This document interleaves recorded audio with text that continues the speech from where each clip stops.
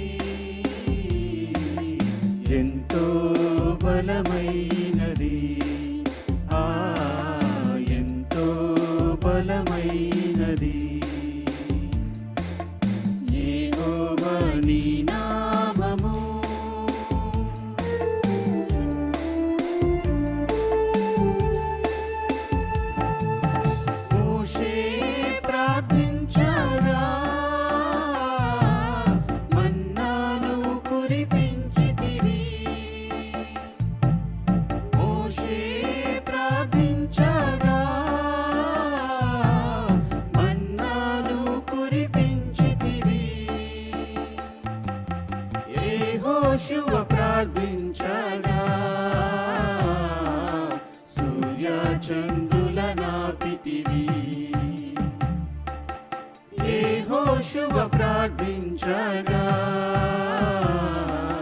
సూర్య చంద్రుల నాపితివి. యెహోవా నీ నామము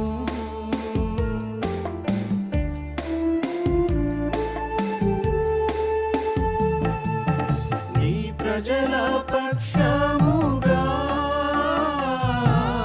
యుద్ధములు చేసిన దేవా, ప్రజల పక్షముగా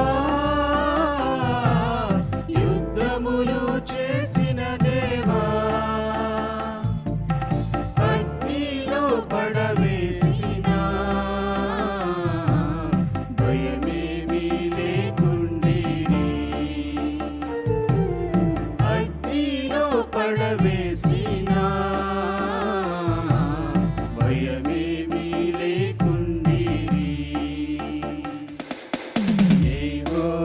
నీ నామము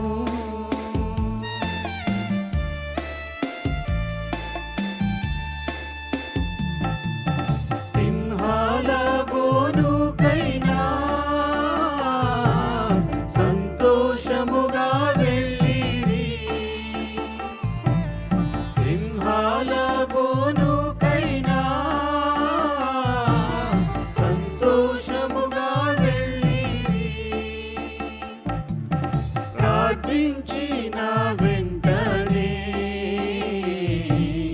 రక్షించే నీ హస్తము.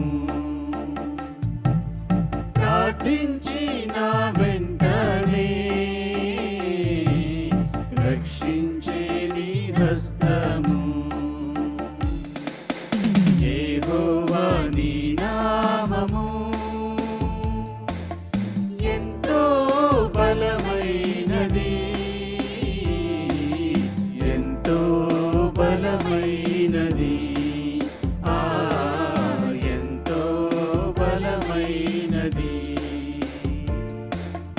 యెహోవా నీ నామము ఎంతో ఘనమైనది,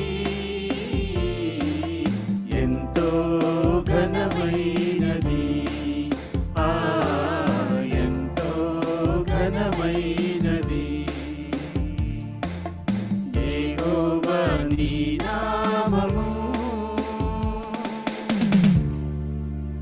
హల్లెలూయా. అలాగే అందరం కలిసి జుంటితేనే దార కన్నా యేసునామమే మధురం అనే పాట పాడి దేవుని స్తుతించి ఆరాధిద్దాం.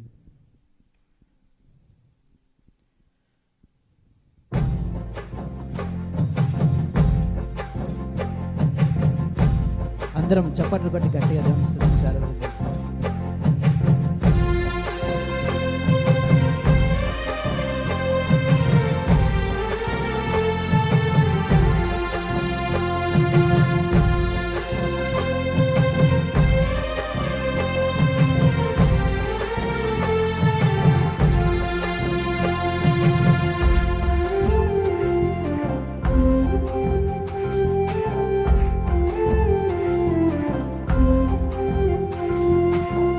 చుంటితేనె ధారల కన్నా యేసునామమే మధురం, యేసయ్య సన్నిధిని మరువజాలను.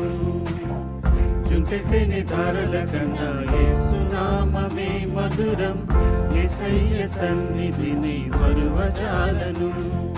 జీవిత కాలమంతా ఆనందించెదా, యేసయ్యనే ఆరాధించెదా. జీవిత కాలమంతా ఆనందించెదా, యేసయ్యనే ఆరాధించెదా. చుంటితేనె ధారల కన్నా యేసునామమే మధురం, యేసయ్య సన్నిధిని మరువజాలను. చుంటితేనె ధారల కన్నా యేసునామమే మధురం, యేసయ్య సన్నిధిని మరువజాలను.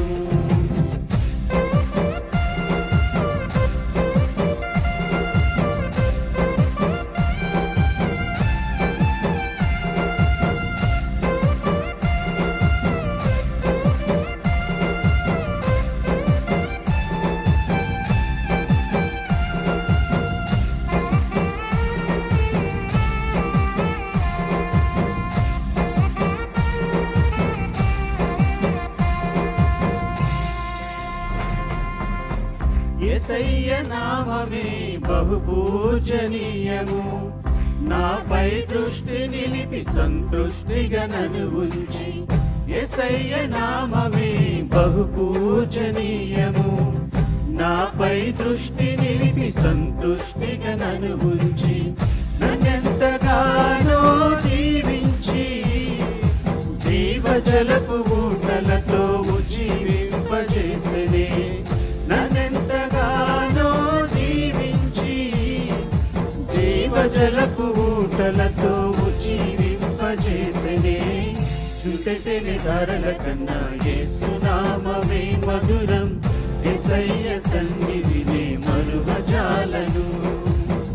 చుంటితేనె ధారల కన్నా యేసునామమే మధురం, యేసయ్య సన్నిధిని మరువజాలను.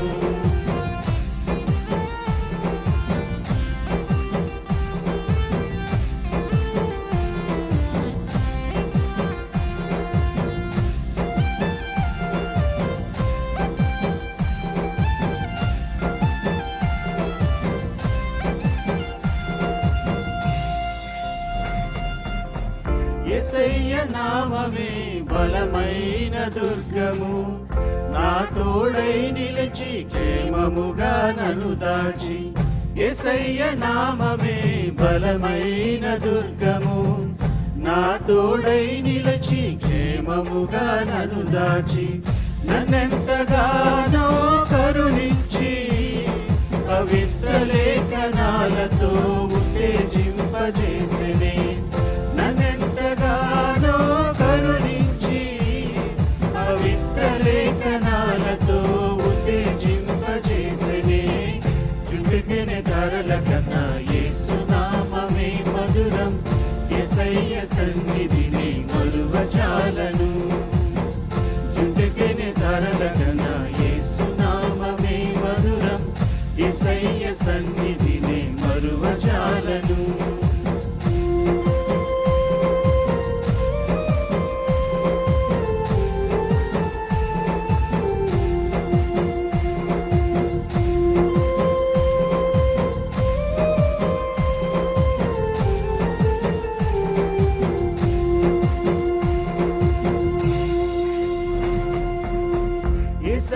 నామమే పరిమళ తైలము, నాలో నివసించే సువాసనగా నన్ను మార్చే. యేసయ్య నామమే పరిమళ తైలము, నాలో నివసించే సువాసనగా నన్ను మార్చే. నన్నెంతగానో ప్రేమించి విజయోత్సవాలతో ఊరేగింపజేసినే. నన్నెంతగానో ప్రేమించి విజయోత్సవాలతో ఊరేగింపజేసినే. పెట్టిన ధరల కన్నా యేసునామమే మధురం, యేసయ్య సన్నిధిని మరువజాలను. చుంబితిని ధరల కన్నా యేసునామమే మధురం, యేసయ్య సన్నిధిని మరువజాలను. జీవిత కాలమంతా ఆనందించెదా, యేసయ్యనే ఆరాధించెదా.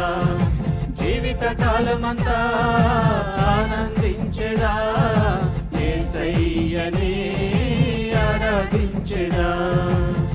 జుంటితిని ధరల కన్నా యేసునామమే మధురం, యేసయ్య సన్నిధిని మరువజాలను. జుంటితిని ధరల కన్నా యేసునామమే మధురం, యేసయ్య సన్నిధిని మరువజాలను. హల్లెలూయా. దేవుని వాక్యం వినే ముందు మరికొద్దిసేపు దేవుని సన్నిధిలో గడుపుదామండి. Let's just look towards God, spend a little bit more time. ఆయన నామమును బట్టి మనం అందరం చేతులెత్తి ఆయన కృతజ్ఞతాస్తుతులు చెల్లిద్దామా. We just talk before that దేవుడు డిఫరెంట్ టైమ్స్లో తన నామమును బయలుపరుచుకున్న దేవుడు. శిలువ మీద యేసు ప్రభువారు మరణించి తిరిగి లేచిన తరువాత సాతాను మీద శిలువ విజయోత్సవంతో తిరిగి గెలిచినప్పుడు దేవుని వాక్యం సెలవిస్తుంది, అన్ని నామముల కన్నా పై నామముని తండ్రి యేసు ప్రభువారికి అనుగ్రహించారని. And if you read it still in Ephesians 1st chapter, in the end it says, అన్ని నామముల కన్నా పై నామమును ఆయనకు అనుగ్రహించి ఆయనను సంఘమునకు శిరస్సుగా మన కొరకు దేవుడు అనుగ్రహించాడు. Amen. The best weapon that God has given us to the church is the name of Jesus.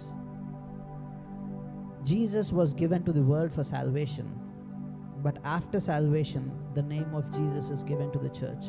సంఘమునకు ఇచ్చిన ఒక ఆయుధము యేసు అనే నామము. ఎందుకంటే దేవుని వాక్యం సెలవిస్తుంది, ఆ నామములో ప్రతి మోకాలు వంగుతుంది, ప్రతి రోగము తల వంచుతుంది, ప్రతి సాతాను శక్తి పారిపోతుందని. Amen. That power is given to us, and the question today is, are we using it? దేవుని వాక్యం సెలవిస్తుంది, ఆయన నామమును ధ్వజంగా ఎత్తినప్పుడు మన ముందర ఎటువంటి సమస్య అయినా నిలవజాలదు అని దేవుని వాక్యం చెప్తున్నప్పుడు, as a church, are we using it? Even as we are singing this song, let's just spend a couple of minutes. ఆయన నామం యొక్క విలువ మనకు తెలుసా?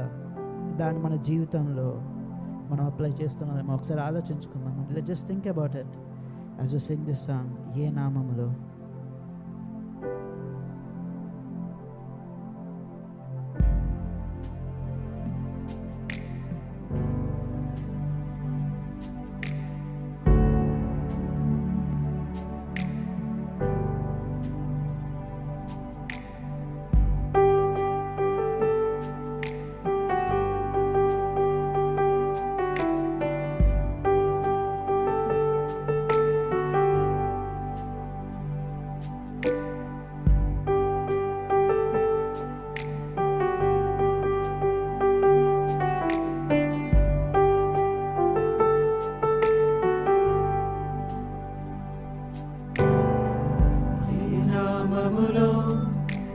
సృష్టి అంతా సృజింపబడెను, ఆ నామమునే స్తుతింతును. అందరం బిగ్గరగా చెప్తామండి. ఏ నామములో పాపమంతా క్షమించబడెను, ఆ నామమునే పూజింతును. మరొకసారి చెప్తామా, ఏ నామంలో? ఏ నామములో సృష్టి అంతా సృజింపబడెను, ఆ నామమునే స్తుతింతును. ఏ నామములో పాపమ పాపమంతా క్షమించబడెను ఆ నామమునే పూజింతును ఏ నామములో దావీదు గొలియాతును ఎదురించెను ఆ నామమునే నమ్మెదను ఏ నామములో ఈ లోకమంతటికి రక్షణ కలుగును ఆ నామమునే స్మరింతును నీ నామమునే ధ్వజముగా పైకెత్తెదను నీ నామమే ఆధారము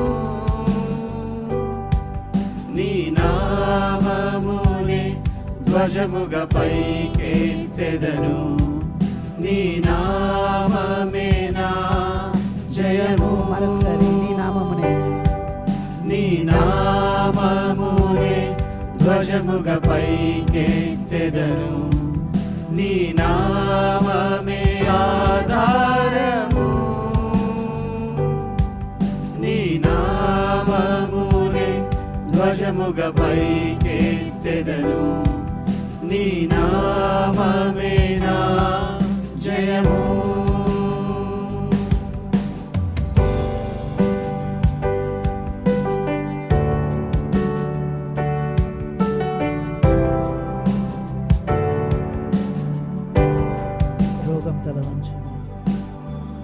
రోగము తల వంచును నీ నామము ఎదుట శాపము తల వంగును నీ నామము ఎదుట రోగము తల వంచును నీ నామము ఎదుట శాపము తల వంగును నీ నామము ఎదుట సాటి లేని నామము స్వస్థపరచే నామము సాటి లేని నామము స్వస్థపరచే నామము నీ నామమునే ధ్వజముగా పైకెత్తెదను నీ నామమే ఆధారము నీ నామమునే ధ్వజముగా పైకెత్తెదను నీ నామమే నా జయము నీ నామమునే ధ్వజముగా పైకెత్తెదను నీ నామమే ఆధారము నీ నామమునే ధ్వజముగా పైకెత్తెదను నీ నామమే నా జయము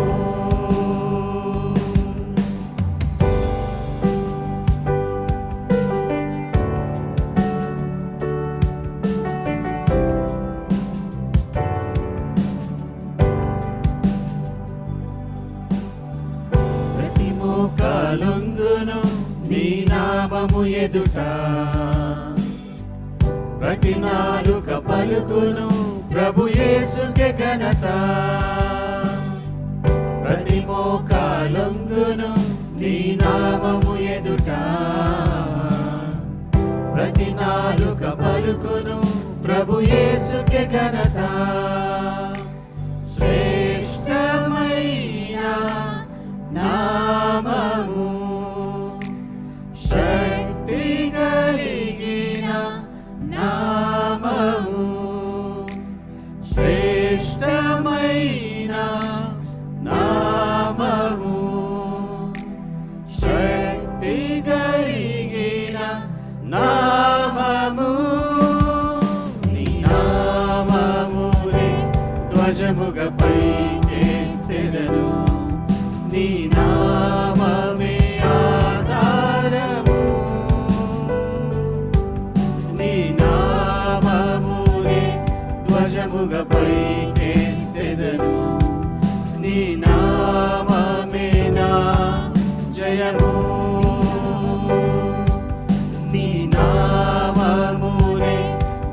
ధ్వజముగా పైకెత్తెదను నీ నామమే ఆధారము నీ నామమునే ధ్వజముగా పైకెత్తెదను నీ నామమే నా జయము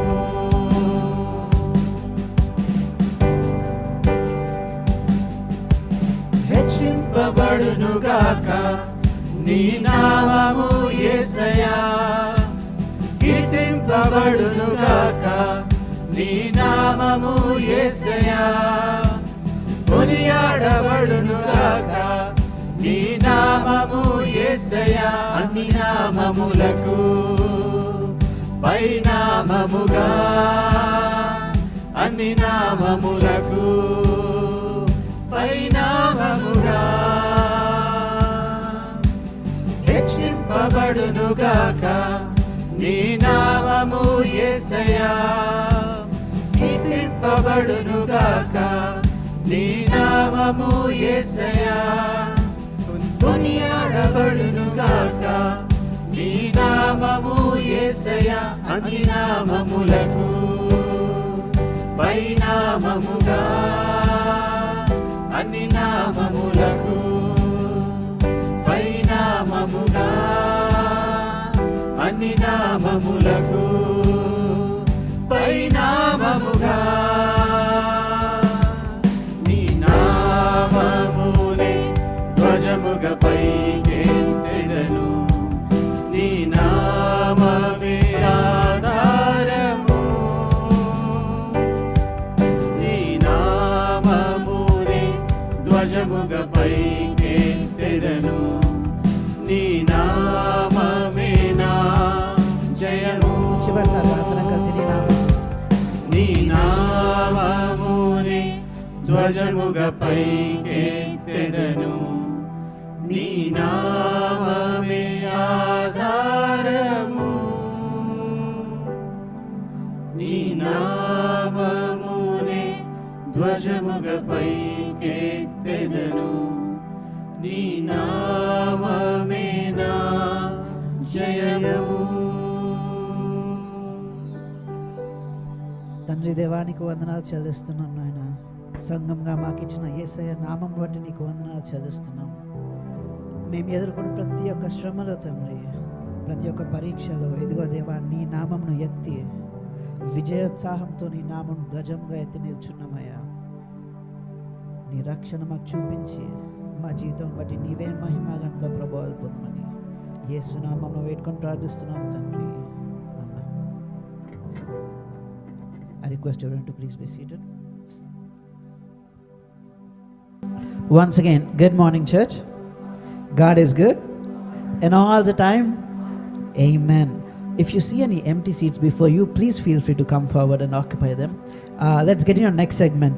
We have Pastor Satyapal Garu among us. Praise God for sending Pastor to us. దేవునికి మహిమ కలుగును గాక. Request Pastor to please come forward and minister the word to us.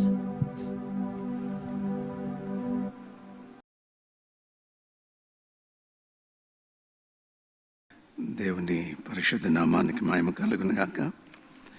మరొకసారి ఈ ఉదయకాలం ఆరాధనలో మీతో పాటుగా నేను ప్రభువుని ఆరాధించడానికి దేవుడు నాకు ఇచ్చిన ఈ శ్రేష్టమైన ఆధిక్యత అవకాశాన్ని బట్టి నేను మొదట దేవునికి కృతజ్ఞతలు తెలియజేస్తూ ఉన్నాను. అలాగనే దైవ సేవకులు, స్థానిక సంఘ కాపరిగా ఉన్నటువంటి పాస్టర్ గారికి, ఇండియన్ ఫెలోషిప్ నాయకులకు, మీ అందరికీ ప్రభు నామమున నా వందనాలు తెలియజేస్తూ ఉన్నాను. దేవుడు మీ మధ్యలో మరొకసారి ఆయన కొరకు నిలబడటానికి ప్రభు నాకు మరొక అవకాశాన్ని మీ ద్వారా కలిగింపచేసినందుకై నేను దేవునికి ఎంతగానో కృతజ్ఞతాస్తుతులు స్తోత్రాలు చెల్లిస్తున్నాను. కొన్ని నిమిషాలు మనం దేవుని వాక్యాన్ని ధ్యానం చేసుకుందాం. పరిశుద్ధ గ్రంథంలో నుంచి నిర్గమకాండ గ్రంథం 15వ అధ్యాయం మొదటి చరణం, మొదటి వచనాన్ని మనం చదువుకుందాం. నిర్గమాకాండ గ్రంథం 15వ అధ్యాయం. అప్పుడు మోషేయు ఇశ్రాయేలీయులను యెహోవాను గూర్చి కీర్తన పాడిరి. యెహోవాను గూర్చి గానము చేసేదను. ఆయన మిగుల అతిశయించి జయించెను. గుర్రములు దాన్ని రౌతును. ఆయన సముద్రమును పడద్రోసెను. యెహోవాయే నా బలము, నా గానము, ఆయన నాకు రక్షణ ఆయను. దేవుడు తన పరిశుద్ధ వాక్యాన్ని మనందరి కొరకు దీవించినట్లు చిన్న ప్రార్థన చేసుకుందాం. పరిశుద్ధుడా, నీకు వందనాలు. మీ వాక్యం ద్వారా కొద్ది నిమిషాలు మాతో వ్యక్తిగతంగా మాట్లాడండి. మీ సన్నిధిలో మా హృదయాల్లోనే తట్టు తిప్పబడుతుండగా మేమందరం కూడా అయా నీ వైపు చూస్తూ నీ వల్ల బలము నుండి నిన్ను ఘనపరచుటకు సహాయం చేయమని క్రీస్తు ప్రభువారి పరిశుద్ధ నామంలో ప్రార్థించి అడిగి వేడుకొనుచున్నాను మా గొప్ప తండ్రి. ఆమేన్, ఆమేన్. ప్రియమైన దేవుని బిడ్డలారా, ఈ సమయంలో ఈ 15వ అధ్యాయం నిర్గమాకాండ గ్రంథంలో ఒక చక్కని పాట ఉంది. ఆ పాటకు సంబంధించిన విషయాలు మనం ధ్యానం చేయటానికి ముందు, నిర్గమాకాండ గ్రంథం ఒక ప్రత్యేకమైన గ్రంథం. బైబిల్లో దేవుని ప్రజల కొరకు దేవుడు ఏర్పాటు చేసిన ఒక గొప్ప ప్రణాళిక, అవి వారి జీవితంలో నెరవేర్చబడటానికి ఆయన పూనుకున్న విధానం బైబిల్ గ్రంథంలో కనిపిస్తుంది. నిర్గమాకాండ గ్రంథం, అలాగనే సంఖ్యాకాండ గ్రంథం, లేవీకాండ గ్రంథం, ఆ తర్వాత ద్వితీయోపదేశ కాండం. మనకు బైబిల్ గ్రంథం చదివితే 5 కాండాలు కనిపిస్తాయి. ఆది కాండం మొదలుకొని ద్వితీయోపదేశ కాండం వరకు మనకు 5 పుస్తకాలు ప్రత్యేకంగా రాయబడి ఉంటాయి. ప్రతి పుస్తకానికి చివర కాండం అని రాయబడుతుంది, అంటే భాగాలు, పుస్తకంలోని భాగాలు.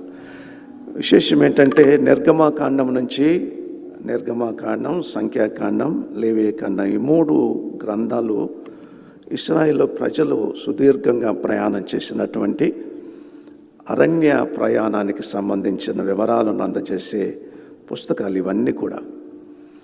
చివరి అధ్యాయం, చివరి బుక్ ఏదైతే ఉందో ద్వితీయోపదేశ కాండం అనే పుస్తకం మొదటి 3 పుస్తకాల్లో రాయబడిన దాన్ని మరొక్కసారి, దానిలోని ప్రాముఖ్యమైన అంశాలను మరొకసారి వాక్యంలో బోధించటం అనేది, ఉపదేశించటం అనేది రాయబడి ఉంది. అందుకే చివరి గ్రంథం ద్వితీయోపదేశ కాండం అంటే అంటే రెండవసారి, ఉపదేశం అంటే మరొకసారి ఉపదేశించటం అని అర్థం. ఏది మరొకసారి ఉపదేశిస్తున్నాడు అంటే నిర్గమాకాండ గ్రంథంలోనూ, లేవీయకాండంలోనూ, సంఖ్యాకాండంలోనూ పరిశుద్ధ ఆత్మదేవుడు ఏదైతే దేవుని ప్రజలకు రాసి ఉంచాడో దానిని మరొకసారి వివరించే ప్రయత్నం ద్వితీయోపదేశ కాండం. ఇప్పుడు ఈ గ్రంథం చదివేటప్పుడు నిర్గమాకాండం నుంచి ద్వితీయోపదేశ కాండం వరకు జరిగే ఈ వాక్య భాగాలు మనం చదువుతూ ఉంటే ఒక ప్రాముఖ్యమైన ఉద్దేశంతో ఈ గ్రంథం రాయబడినట్లుగా కనిపిస్తుంది. ఆ ఉద్దేశం ఏంటంటే దేవుడు వారి కొరకు ఒక వాగ్దానం చేశాడని, ఆ వాగ్దానం వారి జీవితాల్లో స్వతంత్రించుకోవాలని, వారి కొరకు దేవునికున్న ఒక గొప్ప ప్రణాళిక ఏదైతే ఉందో వారు దానిని అనుభవించాలనేది దేవుని యొక్క సంకల్పం.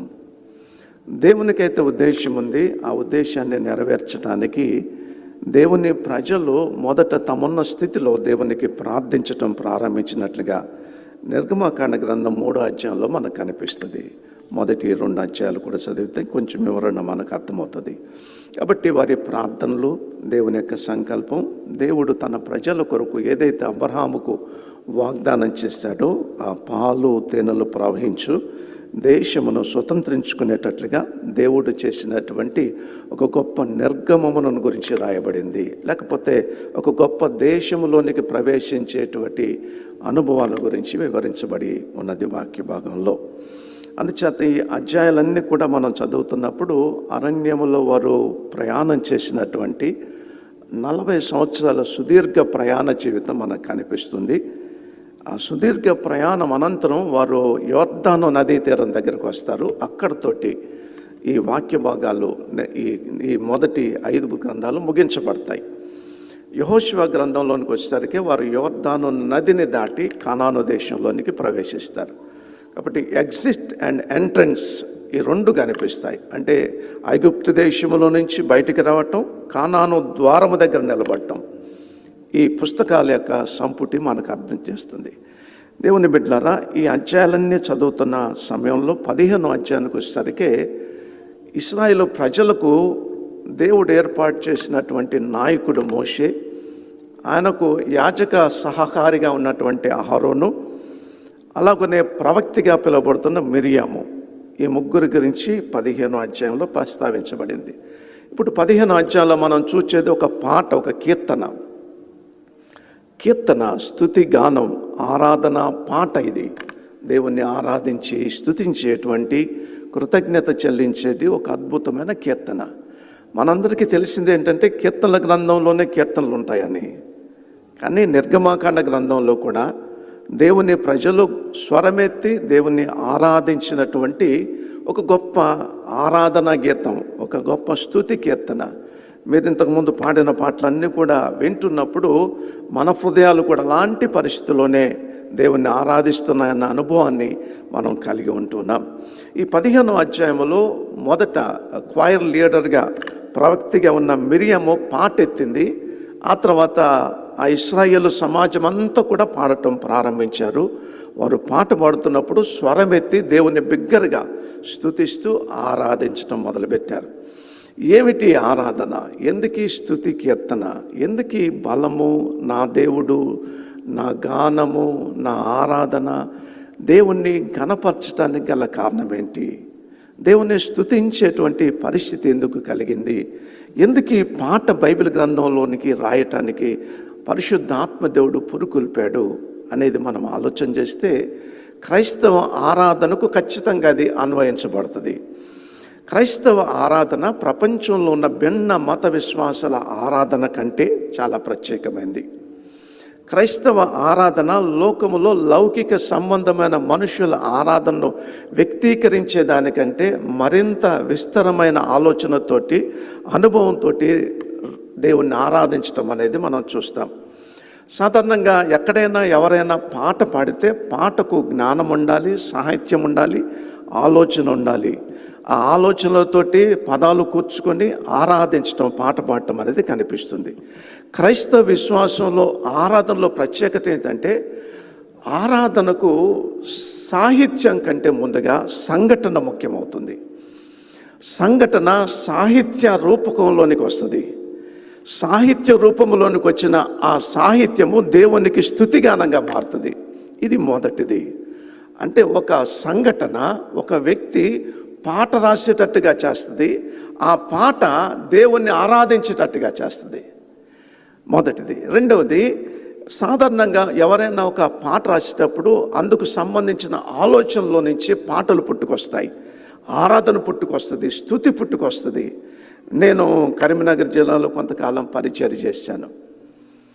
పరిచర్య చేసిన దినాల్లో అక్కడ చాలామంది, ఆ గ్రామం అది, అక్కడ చాలామంది సాహిత్యకారులు ఉండేవారు. అంటే పాటలు రాసేవారు ఉన్నారు. ఒక తెలుగు మాస్టర్ ఉన్నారు. ఆయన చక్కగా పాటలు రాస్తాడు. ఆయన ప్రత్యేకత ఏంటంటే దేవాలయంలో దేవునికి పాటలు రాస్తాడు. ఆయన ముఖ్యంగా హైందవ విశ్వాసం ఉన్నాడు కాబట్టి ఆ దేవునికి ఆరాధన కలిగించడానికి, పాటలు పాడటానికి, ఆ దేవాలయంలో పాడే పాటలు ఆయన స్వయంగా రాస్తాడు. ఆయన అట్లా పాటలు రాసే క్రమంలో చాలామంది క్రైస్తవ మిత్రులు ఉన్నారు. వీళ్ళు ఏం చేస్తారంటే, సార్ మీరు బాగా పాటలు రాస్తారు కాబట్టి మీరు చక్కగా మా యేసు ప్రభుని గురించి ఒక పాట రాయండి అంటే యేసు ప్రభుని గురించి కూడా పాట రాశాడు. ఆ పాట ఎలా రాశాడంటే, మీరు యేసు ప్రభుని గురించి కొంచెం చెప్పండి అన్నాడు. మీ బైబిల్ లేదన్న ఒక మాట చెప్పండి, ఏదన్నా కొన్ని విషయాలు చెప్పండి అని చెప్తే ఆ మాటలను ఆలోచన చేసి ఆలోచనలో నుంచి దేవునికి ఒక పాట రాసి ఈ పాట మీ చర్చిలో పాడండి అని కొంతమందికి పాట నేర్పించాడు. అలా కాదు. క్రైస్తవ ఆరాధన అలాంటిది కాదు. క్రైస్తవ ఆరాధన ఆలోచనల నుంచి వచ్చేది కాదు. క్రైస్తవ ఆరాధన అనుభవంలో నుంచి వచ్చేది. క్రైస్తవ ఆరాధన అనుభవంలో నుంచి వస్తుంది. ఇప్పుడు 15వ కీర్తన, మనం 15వ అధ్యాయంలో రాయబడిన ఈ కీర్తన చదివేటప్పుడు ఈ కీర్తన ఒక గొప్ప సంఘటన ఆధారం చేసుకుని రాయబడిన కీర్తన. ఈ కీర్తన పాడేవారందరూ కూడా ఈ అనుభవాన్ని, ఈ సంఘటన వ్యక్తిగతంగా అనుభవించిన వారు రాసినటువంటి కీర్తన ఇది. ఎవరు పడితే వారు ఈ పాట రాయలేదు, ఎవరు పడితే వారు ఈ పాట పాడటం లేదు. ఈ 15వ అధ్యాయం మనం చదివితే ఎవరైతే ఈ సంఘటనలో అనుభవంలోనికి వచ్చారో వారు దేవుణ్ణి ఆరాధించడం మొదలు పెడతారు. దేవుడు ఎంత గొప్ప భాగ్యం ఇచ్చాడు క్రైస్తవ సంఘానికి. ఈ మానవ ప్రపంచంలో క్రైస్తవ విశ్వాసిగా మనకెంత గొప్ప ఆధిక్యత దేవుని ద్వారా అనుగ్రహించబడింది. మన సొంత జ్ఞానం, ఆలోచనలతోటి స్వరమెత్తి మనం దేవుణ్ణి ఆరాధించటం కంటే వ్యక్తిగతంగా మన జీవితాల్లో దేవుడు ఏదో చేయాలని ఆలోచన చేసి ఆయన చేసిన కార్యాలు మన వ్యక్తిగత జీవితంలో అనుభవిస్తున్నప్పుడు అనుభవంలో నుంచి మనం దేవుని పట్ల కృతజ్ఞత కలిగి ఆయన్ని ఆరాధించడం అనేది, ఆ ఆరాధన ఆత్మతో కూడింది, ఆ ఆరాధన పరిపూర్ణమైన యథార్థతతోటి కూడిందిగా మారిపోతూ ఉంది. అందుకే యేసు ప్రభు వారు తాను జీవించిన దినాల్లో ఆయన అనేక ప్రాంతాలు దర్శిస్తూ సమరయ అనే ఒక ప్రదేశానికి వచ్చాడు. ఆయన మిట్ట మధ్యాహ్నం వేళ యూదులు ఎవరు కూడా సమీపించినటువంటి సమయంలో ఆ సమరయలో ఉన్నటువంటి ఒక బావి దగ్గరకు ఒక స్త్రీ నీళ్ళ కోసం వచ్చింది. అక్కడ ప్రభు ఆమెతో మాట్లాడాడు.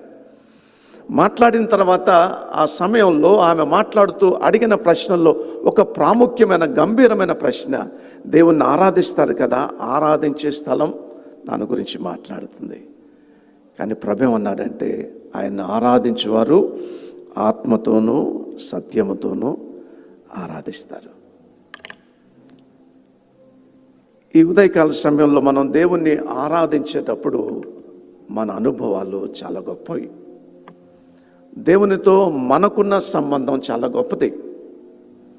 దేవుడు మన పట్ల చేసినటువంటి కార్యాలు చాలా శ్రేష్టమైనవి. ఇవి రుజువుపరుస్తూ దేవుణ్ణి ఆరాధిస్తూ పాడినటువంటి కీర్తన 15వ కీర్తన. ఇప్పుడు ఈ కీర్తనలోనికి వెళ్ళటానికి మనం ప్రయత్నం చేస్తూ ఉన్నాం. మొదటి వచనంలో యెహోవాను గూర్చి గానము చేయుడి, ఆయన ఎదుట అతిశయించి జయించుడి, గుర్రములను దాని రౌతును ఆయన సముద్రములో పడద్రోషును, యెహోవాయే నా బలము నా గానము, ఆయన నాకు రక్షణయు ఆయను, ఆయన నా దేవుడు, ఆయనను వర్ణించెదను, ఆయన నా పితరుల దేవుడు, ఆయన మహిమను స్తుతించెదను అని రాయటం, ఆరాధించడం ప్రారంభించారు. ఇదొక గొప్ప సంఘటన జరిగింది ఇక్కడ. వాస్తవానికి ఇశ్రాయేలు ప్రజల జీవితంలోనికి ఈ కీర్తనకు, ఈ పాటకు, ఈ పుస్తకాలకు నేపథ్యాన్ని మనం చూస్తే ఐగుప్తులు వారు బానిసత్వంలో ఉన్నారు, కష్టంలో ఉన్నారు, కన్నీటితో ఉన్నారు, దాస్యపు జీవితాన్ని అనుభవిస్తున్నారు, ఆకలితో అలమటిస్తూ ఉన్నారు, స్వేచ్ఛను కోల్పోయిన స్థితిలో ఉన్నారు. ఒకప్పుడు మంచిగా బ్రతికి ఇప్పుడు బానిసలుగా మారిపోయాం. ఒకప్పుడు అన్నీ కలిగి సమృద్ధిగా ఉండి ఇప్పుడు ఏమీ లేని వారిగా మిగిలిపోయిన ఒక స్థితిలో ఉండి వారికి దేవునికి మొరపెట్టారు. వారు ప్రార్థన చేస్తున్నారు. ప్రార్థన ఎప్పుడు కూడా వ్యర్థం కాదు అని చెప్తూ దేవుడు స్వయంగా భూమి మీదకి దిగి వచ్చినట్లుగా వాక్యం రాయబడుతుంది. నేను వారి ప్రార్థన విన్నాను, వారి మొరను ఆలకించాను, నేను దిగి వచ్చేతని, ఐ హ్యావ్ కమ్ డౌన్, నేను దిగి వచ్చేది నేను వాక్యంలో రాయబడింది. చాలా అద్భుతమైన మాట. బైబిల్లో వాక్యాన్ని చదివేటప్పుడు చక్కగా మనసు పెట్టి చదివితే ఎంత అద్భుతంగా ఉంటాయి ఆ మాటలు. వాక్యంలో దేవుడు ఏం చెప్పాడంటే, వారు ప్రార్థన చేస్తారయ్యా, నేను విన్నాను కాబట్టి నేను చెప్తూ ఉన్నాను, దయచేసి మోషేను బయలుదేరి వాళ్ళ దగ్గరికి వెళ్ళి వారికి విమోచన కలుగు చేయి అని దేవుడు చెప్పలే. మోషేతో దేవుడు చెప్పింది అంటే, వారు ప్రార్థన చేసినప్పుడు, వారు బాధపడుతున్నప్పుడు నేను చూచాను, నేను విన్నాను, ఆ తర్వాత నేను వారి కొరకు దిగి వచ్చి అన్నాను. ఐ హ్యావ్ కమ్ డౌన్, నేను వారితో ఉండటానికి దిగి వచ్చాను. లిటరల్గా, వాస్తవానికి దేవుడు లిటరల్గా ఆయన దిగి వచ్చినట్టుగా మనం ప్రత్యక్షంగా చూడం, కానీ ఆయన సన్నిధి మాత్రం వారికి తోడుగా ఉంచాడు. ఆయన సన్నిధి వారికి తోడుగా ఉంచాడు. మనం చాలా ప్రత్యేకమైన వారం. ఇశ్రాయేలుల కంటే, యూదేయ జనాంగం కంటే ప్రపంచంలో దేవుని ప్రజలుగా పిలువబడుతున్న క్రైస్తవ సమాజం, ఒక క్రిస్టియన్ బిలీవర్గా, క్రీస్తును అనుసరించే వ్యక్తిగా, క్రైస్తవుడిగా యూదుల కంటే, ఇశ్రాయేలుల కంటే మనం ఎంతో ధన్యులం. ఎందుకు అంటే ఆనాడు వారు ప్రార్థన చేసినప్పుడు, వారు శ్రమలో ఉన్నప్పుడు దేవుడు వారిని చూచి వారి ప్రార్థన విని ఆయన దిగి వచ్చానని ఆయన సన్నిధి ఇచ్చాడు. కానీ మన ప్రత్యేకత, మనకి ఇవ్వబడిన ఆధిక్యత ఏంటంటే ఆయన కేవలం ఆయన సన్నిధి ఇవ్వటం లేదు, ఆయన మనుష్యుని పోలికగా పుట్టి దాసుని స్వరూపము దాల్చుకుని శిలువ మరణం పొందినట్టుగా తగ్గించుకోవటానికి, రిక్తునిగా చేసుకోవటానికి ఆయన భూమి మీదకి శరీరం దాల్చుకొని వచ్చాడు. He is the God one who is incarnated. ఈ ప్రపంచంలో దేవుడు అవతరించిన దేవుడు, దేవుని అవతారం కాదు. యేసు ప్రభును చూచినప్పుడు ఆయన అవతారము కాదు, యేసు ప్రభు అవతారం కాదు. అవతారం అంటారు మన హైందవ ధర్మంలో, హైందవ విశ్వాసంలో అవతరించాడు. దేవుడు అవతారం ఎత్తుతాడని. ఎన్ని అవతారాలు ఎత్తారంటే 10 అవతారాలు ఎత్తారని. ఒక క్రైస్తవ విశ్వాసి చర్చికి వెళ్ళి ఒక ఆయన చెప్పాడు, అయ్యా మీరు, ఆయనకు బాగా ఇష్టం అందరితో కలిసి యేసు ప్రభు కూడా ఒక దేవుడు అని చెప్పడానికి ప్రయత్నంలో అని చెప్తున్నాడు. మీరు నమ్ముతారు కదా దేవుళ్ళు అవతారం ఎత్తారని, 10 అవతారాలు ఎత్తిచ్చాడు కదా, 11వ అవతారం యేసు ప్రభు వారు. ఎందుకంటే అట్లయినా యేసు ప్రభు వారు నమ్ముకోవాలని. యేసు ప్రభు వారు అవతారం ఎత్తలే, ఆయన అవతరించాడు. He has come down on to the earth. ఆయన అవతరించలే, అవతారం ఎత్తలేదు ఆయన కదా. అప్పుడప్పుడు మనం మాట్లాడుతూ ఉంటాం, ఎవరైనా రూపురేఖలు కొంచెం మార్చుకున్నా, వస్త్రధారణ మార్చుకున్నా, లేకపోతే ఏదైనా కొత్తగా మనకు కనిపించినాయి, కొత్త అవతారాలు కనపడుతున్నామని. అది కాదు, యేసు ప్రభు అవతారం ఎత్తలేదు, ఆయన అవతరించారు. అవతరించడం అంటే పైనుంచి కిందకి రావటం. He has come down for this world. ఈ ప్రపంచం కొరకు, నీ కొరకు, నా కొరకు దేవునితో సమానముగా ఉండుట విడిచిపెట్టకూడని భాగ్యమని తెలిసి కూడా దిగి రావటం. ఒట్టిగా దిగి రాలేదు. వాక్యంలో ఈ సువార్తలు ప్రారంభించేటప్పుడు ఇమ్మానుయేలు అన్నాడు, అనగా దేవుడు మనతో ఉండటం. గాడ్ ఈజ్ విత్ us అన్నాడు. దిగి రావటం, మనతో ఉండటం. ఇంకొంచెం ముందుకెళితే ఆయన మన కొరకు చేసినవన్నీ కూడా కనిపిస్తాయి. ఈ మాటలు నేను మరొకసారి వివరించడానికి ప్రయత్నం చేస్తాను. ఇప్పుడు ఇశ్రాయేలు ప్రజల దగ్గరకు వస్తాం. వారి ప్రార్థన విన్నాడు, వారి కొరకు నా సన్నిధి ఇవ్వబడుతుంది. ప్రత్యక్షంగా శరీరం దాల్చుకొని దేవాతి దేవుడు దిగి రాలేదు, కానీ వారి మధ్యలో ఆయన ఆత్మస్వరూపిగా ఉండటానికి చేసిన ప్రయత్నం. ఆత్మస్వరూపిగా ఉన్నప్పుడే వారిని విడిపించడానికి శరీరంతో ఉన్న ఒక మనుష్యుడు అవసరం అని చెప్పి మోషేను దేవుడు ఏర్పాటు చేసి, మిద్యానులో దేవుడు మోషేకు ప్రత్యక్షమైన, నువ్వు వెళ్ళాలి, విడిపించాలి, కానాను దేశంలోనికి నడిపించాలన్నాడు. నువ్వు వెళ్ళాలి, విడిపించాలి, కానాను దేశానికి నడిపించాలి అన్నాడు. అందుకు మోషే వచ్చాడు, ఇశ్రాయేలు ప్రజల మధ్యలోనికి వచ్చాడు. ఫరో ఎదుట నిలబడ్డాడు. తన చేతిలో కర్రను దేవుడు అద్భుత రీతిగా వాడుకుంటూ వచ్చాడు. ఇశ్రాయేలు ప్రజల విమోచన కార్యక్రమాలు ప్రారంభించబడ్డాయి. ఐగుప్తులో ఉన్నప్పుడు అద్భుతాలు చేశాడు. అద్భుతాలు జరుగుతున్నప్పుడు ఫరో హృదయం కఠినం చేయబడింది. ఎందుకు కఠినం చేయబడిందంటే పదే పదే దేవుని యొక్క శక్తిని గుర్తిరగటానికి దేవుడు ఫరో హృదయాన్ని కఠినం చేశాడు. ఆ తర్వాత అనేక సంఘటనల తర్వాత ఫరో పూర్తిగా రూపాంతరం చెందటానికి దేవుడు అవకాశం ఇస్తూ వచ్చాడు. పరిపూర్ణమైన లోబడటానికి సిద్ధపడినప్పుడు మొదట ఫరో మాట్లాడిన మాట యెహోవా ఎవడని మాట్లాడిన ఆయన, యెహోవా మమ్మల్ని దీవించాలని రూపాంతరం చెందేంత వరకు దేవుడు అనేక అద్భుతాలు చేసుకుంటూ వచ్చాడు. ప్రతి సంఘటన ప్రతి వ్యక్తి జీవితంలో ఫర్ ది ట్రాన్స్ఫార్మేషన్. ప్రతి వ్యక్తి జీవితంలో జరిగే ప్రతి సంఘటన ఒక వ్యక్తి జీవితాన్ని మార్చడానికే. అది దేవుని యొక్క ఉద్దేశం. మన జీవితంలో ఏ సంఘటన జరిగే, అది మంచైనా చెడైనా, దేవుని వల్ల జరిగినప్పుడు it is for the transformation. దేవుడు నన్ను ఏదో మార్చాలనుకుంటున్నాడు, దేవుడు నా జీవితంలో ఏదో మార్పును చూడాలనుకుంటున్నాడు, దేవుడు నన్ను ఏదో ఒక క్రొత్త విధానంలో చూడాలనుకుంటున్నాడు అనేది మన అవగాహనలోనికి రావాలి. ఒక సంఘటన చేసిన తర్వాత వాక్యంలో రాయబడుతుంది, దేవుడే ఫరో యొక్క హృదయాన్ని కఠినపరుస్తూ వచ్చాడని. ఈ కఠినపరచడం వెనకాల ఆయన రూపాంతరం, దిగి రావాలి. యెహోవా ఎవడన్నా ఆ నోటితోటే ఆయన మమ్మను దీవించినట్లుగా మా కొరకు వేడుకొనడి అని చెప్పేంత వరకు కూడా అనేక సంఘటనలు దేవుడు ఫరో జీవితంలో జరిగిస్తూ వచ్చాడు. అక్కడి నుంచి ఇశ్రాయేలు ప్రజలు విడిపించబడ్డారు. విడిపించబడిన తర్వాత జరిగినటువంటి మొట్టమొదటి సంఘటన, వారు ఐగుప్తు దేశం నుంచి బయటకు వచ్చిన తర్వాత ఎర్ర సముద్రాన్ని పాయలుగా చేయబడ్డారు. ఎర్ర సముద్రం పాయలుగా చేయబడిన తర్వాత ఆ సంఘటనలో పాల్పొందినటువంటి ఇశ్రాయేలు ప్రజలందరూ కూడా కలిసి ఇక్కడ పాడిన పాట మనకి ఇక్కడ కనిపిస్తుంది. ఇశ్రాయేలు ప్రజలందరూ కూడా స్వరమెత్తి పాడిన పాట ఇది కేవలం మిరియాము రాస్తేనో అహరోను రాస్తేనో పాడిన పాట కాదు.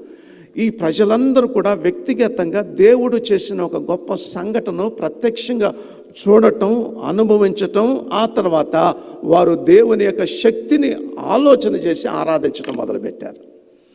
ఆ సంఘటన ఏంటంటే ఎర్ర సముద్రమును వారు పాయలుగా చేయబడినప్పుడు ఎర్ర సముద్రములో వారు ఆరిన నేలన నడిచి వచ్చినటువంటి సంఘటన ఇది. దేవుని సంఘటనలు ఎప్పుడు కూడా ఆశ్చర్యాన్ని కలుగజేస్తాయి. అంతకంటే ఇంకొకటిగా మాట్లాడంటే మనం అనుకోని రీతిలో దేవుని కార్యాలు జరుగుతాయి. మన తలంపులకు అందనంతగా దేవుని కార్యాలు జరుగుతాయి. మన ఊహలకు అందనంతగా దేవుడు కార్యాలు చేస్తాడు. దేవుడు ఎట్లా కార్యాలు చేస్తాడు అని ఒక పాస్టర్ గారిని అడిగితే ఆయన చెప్పే విధానం ఒకలాగా ఉండొచ్చేమో. దేవుడు కార్యాలు ఎట్లా చేస్తాడు అని మిమ్మల్ని అడిగితే మీరు చెప్పే విధానం ఎలా ఉంటుందో అది వేరుగా ఉండొచ్చేమో. నీ పట్ల దేవుడు చేసిన కార్యాలు విధానం వేరై ఉండొచ్చు. నా పట్ల దేవుడు చేసిన కార్యాలు వేరై ఉండొచ్చు. నా పట్ల దేవుడు ఏర్పాటు చేసిన స్ట్రాటజీ ఏదైతే ఉందో ఒకలాగా ఉండొచ్చు. నీ పట్ల దేవుడు చేసినటువంటి కార్యాల రూపకల్పన ఒక రకంగా ఉండొచ్చు. అది ఎప్పుడు కూడా మనం ఊహించలేం. అది మనకు అర్థం కాదు. దేవుడు ఎట్లా కార్యం చేస్తాడో, ఎట్లా అద్భుతం చేస్తాడో, ఎట్లా దేవుడు మహిమ చూపిస్తాడో, దేవుడు ఎట్లా మేలు చేస్తాడో, దేవుడు ఎట్లా పరిష్కరిస్తాడో, దేవుడు ఎట్లా నడిపిస్తాడో వీ కెనాట్ ఇమాజిన్. మనం ఎప్పుడు కూడా ఊహించలేము. మనం ఎప్పుడు ఊహించలేము దేవుడు ఎట్లా కార్యం చేస్తాడు, దేవుడు ఎట్లా కార్యం చేస్తాడు, దేవుడు ఎట్లా నడిపిస్తాడు. ఆయనకు జ్వరం తగిలింది. ఆయన జ్వరం తగిలితే ప్రార్థన చేసుకుని కొబ్బరి నూనె రాసుకోమంటే కొబ్బరి నూనె రాసుకున్నాడు. నీకు జ్వరం తగిలితే కొబ్బరి నూనె రాసుకొని ప్రార్థన చేస్తే స్వస్థపరుస్తాను అనుకుంటే పొరపాటు. నీ పట్ల దేవునికి ఒక ప్రత్యేకమైన ఆలోచన ఉంటుంది. నీ పట్ల కార్యం చేసేటప్పుడు ప్రతిసారి ఒకే విధంగా దేవుడు కార్యం చేయడు. ప్రతి వ్యక్తికి ఒకే రకమైన మోసను దేవుడు ఏర్పాటు చేయలేదు. ఎందుకంటే ప్రతి వ్యక్తి కూడా దేవుని దృష్టిలో ఒక ప్రత్యేకమైన వారు. Every person on this earth is a special person in the sight of God. ఈ ప్రపంచంలో ప్రతి వ్యక్తి కూడా దేవుని దృష్టిలో ఎప్పుడు కూడా ప్రత్యేకమైన వారు. ప్రతి వ్యక్తి కూడా ఒక ప్రత్యేకమైన ప్రణాళిక, ప్రత్యేకమైన ఉద్దేశం, ప్రత్యేకమైన కార్యాచరణ, ప్రత్యేకమైన అద్భుతాలు, ప్రత్యేకమైన మహిమ, ప్రత్యేకమైన దీవెన, ప్రత్యేకమైన మేలు, ప్రత్యేకమైన అనుభవాలను దేవుడు ఏర్పాటు చేశాడు. ఇక్కడ కూర్చున్న మనందరికీ వేరువేరు సంఘటనలు ఉంటాయి. దేవుని నమ్ముకోవటానికి వేరువేరు సాక్ష్యాలు ఉంటాయి. దేవుని నమ్ముకోవటానికి, దేవుని మందిరాన్ని అనడానికి వేరువేరు కారణాలు ఉంటాయి. ఎందుకంటే we are so special in the sight of God. దేవుని ఎదుట మనం చాలా ప్రత్యేకమైన వారు. అందుచేత దేవుడు ఈ కార్యాలు చేసినప్పుడు ఎర్ర సముద్రాన్ని పాయలుగా చేశాడు. ఈ సంఘటన చూసిన తర్వాత వాళ్ళ హృదయాలలో ఒక భయం. దేవుడంటే రెండవది, దేవుడంటే భయమేమో కాదు, దేవుడు మనతో ఉంటే ఒక ధైర్యం అనేది కలిగింది. God is our strength. ఈ సంఘటన చూసిన తర్వాత ఫరో ఏం చేస్తాడు? మీరు ఈ సంఘటన కొంచెం వెనకపోతే ఇశ్రాయేలు ప్రజలు అక్కడి నుంచి బయలుదేరి వచ్చిన తర్వాత ఫరో తన రథాలు, ఆ దినాల్లో ప్రపంచమంతట్లో కూడా వేగవంతమైన రథాల మీద ఫరో తన సైన్యముతోటి వారిని వెన్నాడుతున్నప్పుడు, పట్టుకొని తిరిగి బానిసలుగా తీసుకువెళ్ళాలని ప్రయత్నం చేసే క్రమంలో వారిని వెంబడిస్తున్నప్పుడు భయపడి ఇశ్రాయేలు ప్రజలందరూ కూడా మోషే వైపు తిరిగి మాకు ఐగుప్తులో సమాధులు లేవా అన్నారు. భయము, చేదు మాటలు, జీవితంలో మా పని అయిపోయింది అనుకునే సందర్భాలు. అందరి జీవితాల్లో ఎలాగుంటుందో మనం చూడలేము కానీ చెప్పలేము, కానీ బైబిల్ మాత్రం ఖచ్చితంగా చెప్తుంది. ఇశ్రాయేలు ప్రజలకు మాత్రం ఈ అలవాటు బాగా ఉంది. ఏమిటంటే ప్రతిదానికి భయపడటం, ప్రతిదానికి దేవుడు ఏం చేయడన్న అవిశ్వాసంలోనికి రావటం, ప్రతిసారికి దేవుని మీద కోపం తెచ్చుకోవటం, ప్రతిసారి కూడా సనగటం. ఈ 4 అనుభవాలు బైబిల్లో దేవుని ప్రజలకు ఉంటుంది. ఇందులో మనకి ఏ అనుభవం ఉన్నా ఖచ్చితంగా we have to compare us our life. మన జీవితాలు కూడా వాళ్ళతో అన్వయించుకోవాల్సిందే. భయం కలిగి భయపడుతున్నట్లయితే, సనుగుతున్నట్లయితే, అవిశ్వాసంతో మీరు కదిలించబడుతున్నట్లయితే, అసలు ఇక్కడ దాకా ఎందుకు తీసుకురావాలి అనే మాటలు, ఆ జీవితం బాగుంది ఈ జీవితం కంటే అనే మాట మన నోటి నుంచి వస్తున్నప్పుడు, నీవు కూడా నిర్గమాకాండంలో ఉన్న యూదుల ఇశ్రాయేలు ప్రజల్లాంటి, దేవుని ప్రజల్లాంటి వ్యక్తివి అని గుర్తుపెట్టుకోవాలి. కాబట్టి ఇది చాలా ప్రత్యేకమైనది. ఈ అనుభవాలు వాళ్ళకు ఉన్నాయి. కానీ ఎప్పుడైతే ఎర్ర సముద్రం దగ్గరకు వస్తారో వారందరూ కూడా సనుగుతూ ఉంటే మోషే కూడా ఏం చేయాలో అర్థం కాక మోకరించి ప్రార్థన చేయటం మొదలుపెట్టాడు. దేవుడు అన్నాడు, ప్రార్థన మానే అన్నాడు. మోషే, నీవేళ నాకు మొరపెట్టుచున్నావు? వాక్యంలో కొన్ని మాటలు వింటున్నప్పుడు ఆశ్చర్యం కలుగుతుంది. దేవుడే, యెహోవా ఆయన మోకరించి ప్రార్థన చేస్తే, మోషే నీవు నాకేలా మొరపెట్టుచున్నావు?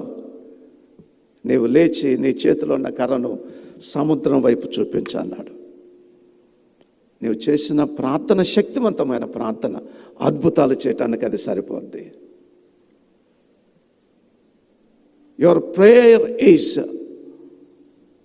enough to see the miracles in your life. నీవు చేసే ప్రార్థన చాలు, విశ్వాసంతో నీవు చేసే ఆ చిన్న ప్రార్థన చాలు ఒక అద్భుతాన్ని చేయటానికి. మళ్ళీ ఎందుకు మోకరించి ప్రార్థన చేస్తున్నావు? ఏం చేయను ప్రభువా, వాళ్ళందరూ నా మీద తిరుగుబాటు చేస్తున్నారు, కోపం వస్తూ ఉంది, ఏమనలేకపోతున్నాను. నీ ప్రజలు ఐగుప్తు నుంచి తీసుకొచ్చాను, మధ్యలో తీసుకొచ్చి సముద్రంలో పడేనా, శత్రువుకి మరలా అప్పగించనా, ఏం చేయాలి? నేను నా పరిస్థితి కూడా నువ్వు అర్థం చేసుకోవాలి. మోషే దేవునితో మాట్లాడుతుండొచ్చేమో, కానీ వాక్యం మాట్లాడుతూ ఉంది.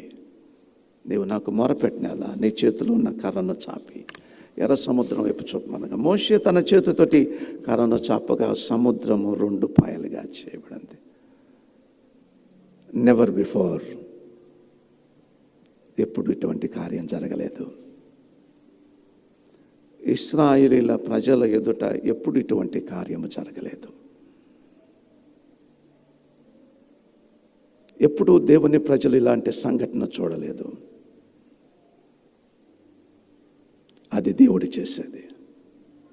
నీ జీవితంలో దేవుడు ఎప్పుడు కూడా మునుపెన్నడూ చూడనటువంటి అద్భుతాలు చేస్తాడు. ఎందుకంటే మునిపెన్నడూ జరగని అద్భుతాలు నీ జీవితంలో, నా జీవితంలో ఎందుకు జరిగించుతారంటే దాని యొక్క ఉద్దేశం ఏంటంటే, నువ్వేదో దేవుని కార్యాలు చూడటం కాదు, నువ్వు దేవుని శక్తిని ఎరుగుట కొరకు, to know the power and strength of God.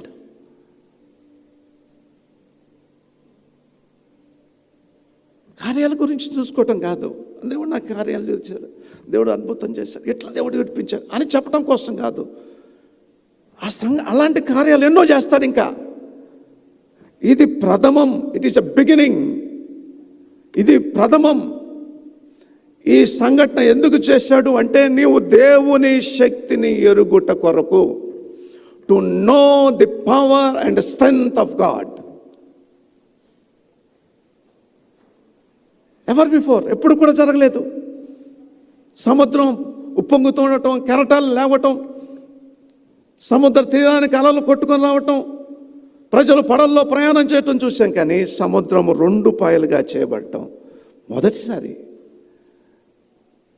Bible గ్రంథంలో, మొదటిసారి. ఒకవేళ నమ్మితే ప్రపంచ చరిత్రలో మొదటిసారి. సముద్రం 2 పాయలుగా చేయబడితే కనుల ముందు నీళ్ళంతా కూడా ఎండిపోయి ఆరిన నేలన నడిచి వెళ్ళటం అనేది ప్రపంచంలో నమ్మగలిగితే ఇది మొట్టమొదటి సంఘటన. ఇంతకుముందు ఎప్పుడు జరగలేదు. బాగా గుర్తుపెట్టుకోవాలి. దేవుడు ఎప్పుడు కూడా నీ జీవితంలో మునుపెన్నడూ నీవు చూడనటువంటి అనేకమైన కార్యాలు మన జీవితంలో చేస్తాడు.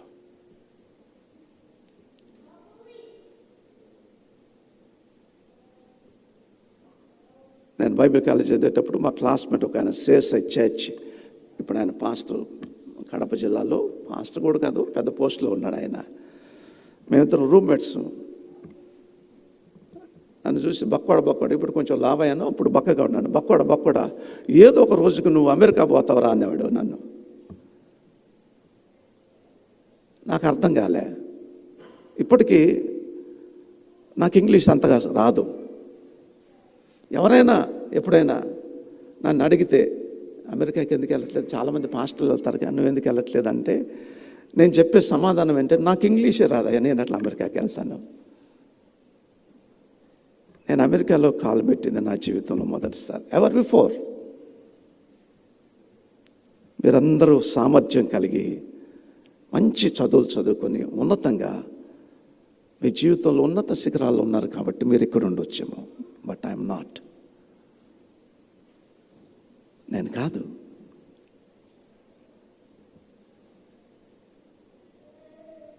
ఒక పల్లెటూరులో పరిచయం చేసి ఒక పాస్టర్ని,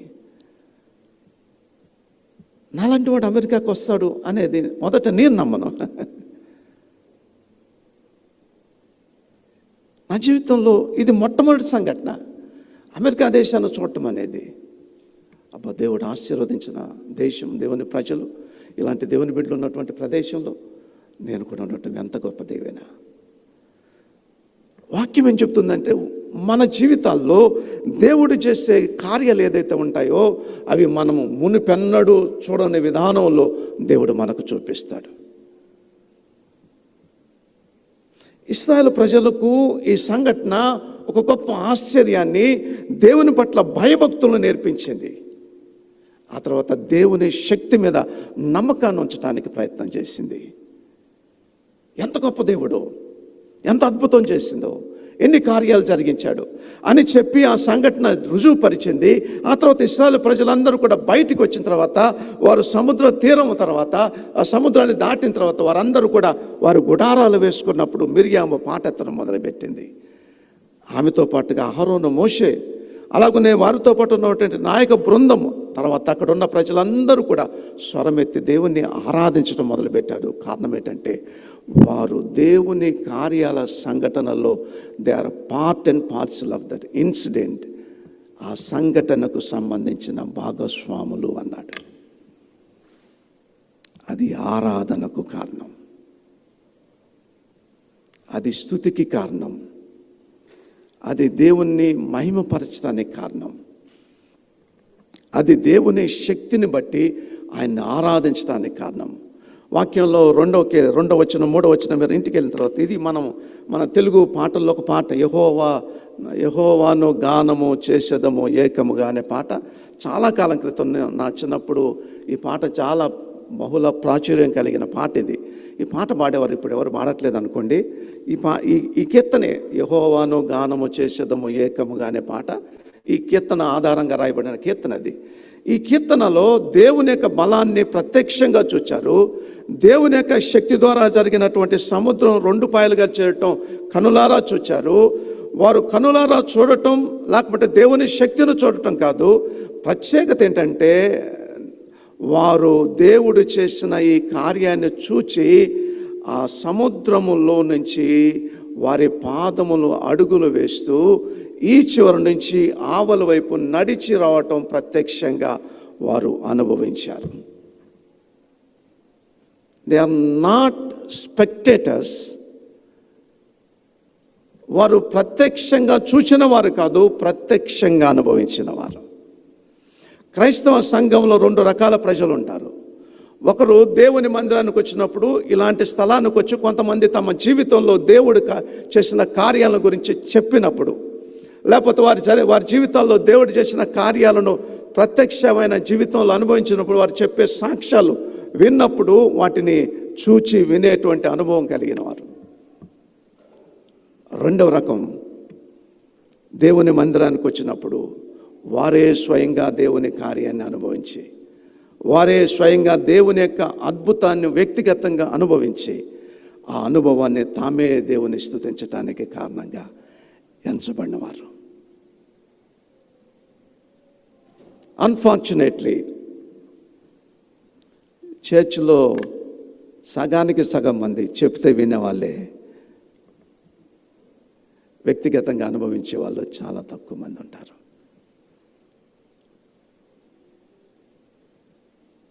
బైబిల్ ఎప్పుడు కూడా అలా చెప్పట్లే. దేవుని మందిరములోని కాలు పెట్టిన ప్రతి వ్యక్తి కూడా ఏదో ఒకటి దేవుని చేత అద్భుతాన్ని చూడాలి. నువ్వు పాట పాడితే, నువ్వు స్వరం ఎత్తి దేవుని ఆరాధిస్తే, నీ పర్సనల్ లైఫ్లో ఒక అద్భుతం నువ్వు చూసి ఉండాలి. దేవుని నీ జీవితంలో ఏదో ఒక పని చేసి ఉండాలి. దేవుని కార్యం ఏదో నీ హృదయాన్ని కదిలించి ఉండాలి. దేవుని కార్యం ఏదో నీ కుటుంబంలో ఒక అద్భుతాన్ని సృష్టించి ఉండాలి.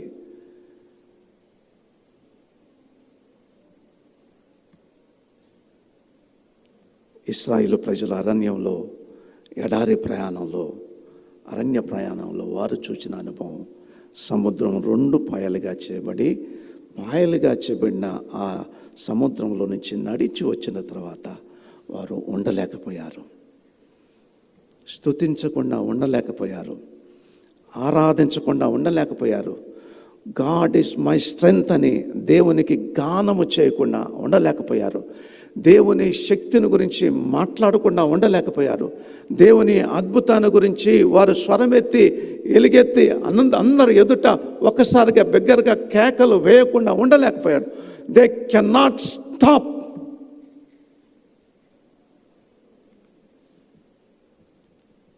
ఎవరు ఆపలేకపోయారు వారిని. That is what worship is. దేవుణ్ణి ఆరాధించటం అంటే అది. క్రైస్తవ సంఘాల్లో చాలాసార్లు మనకు కనిపిస్తుంది. క్వైర్ లీడర్స్ లీడ్ చేసేవాడు అప్పుడప్పుడు అందరం కలిసి బిగ్గరగా పాట పాడుతున్నాం, మధ్య మధ్యలో చెప్పాలి. మీరు మన తెలుగు ప్రాంతాలకు వెళ్తే చాలాసార్లు ఆరాధన జరిగేటప్పుడు మధ్య మధ్యలో మైక్ దగ్గర పెట్టి గట్టి గట్టిగా అందరు వాడాలి, గట్టిగా చప్పలు కొట్టాలి చెప్పాలి. అప్పుడు వాళ్ళు చప్పలు కొడతారు. పాడాలంటే అప్పుడు స్వరం ఎత్తి కొంచెం బిగ్గరగా, కొంతమంది అది కూడా పాడితే పాడతారు, లేకుంటే మనకు సంబంధం లేదులే అన్నట్టుగా కూర్చొని వెళ్ళిపోతూ ఉంటారు.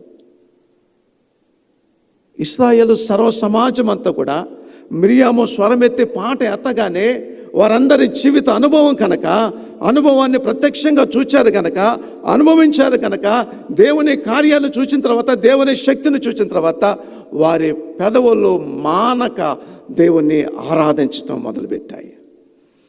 They started praising God. ఇది మనకు వాక్యంలో కనిపించేది.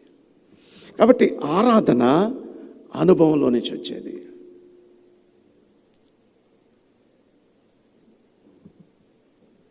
ఆరాధన దేవునితో ఉన్న అనుబంధంలో నుంచి వచ్చేది.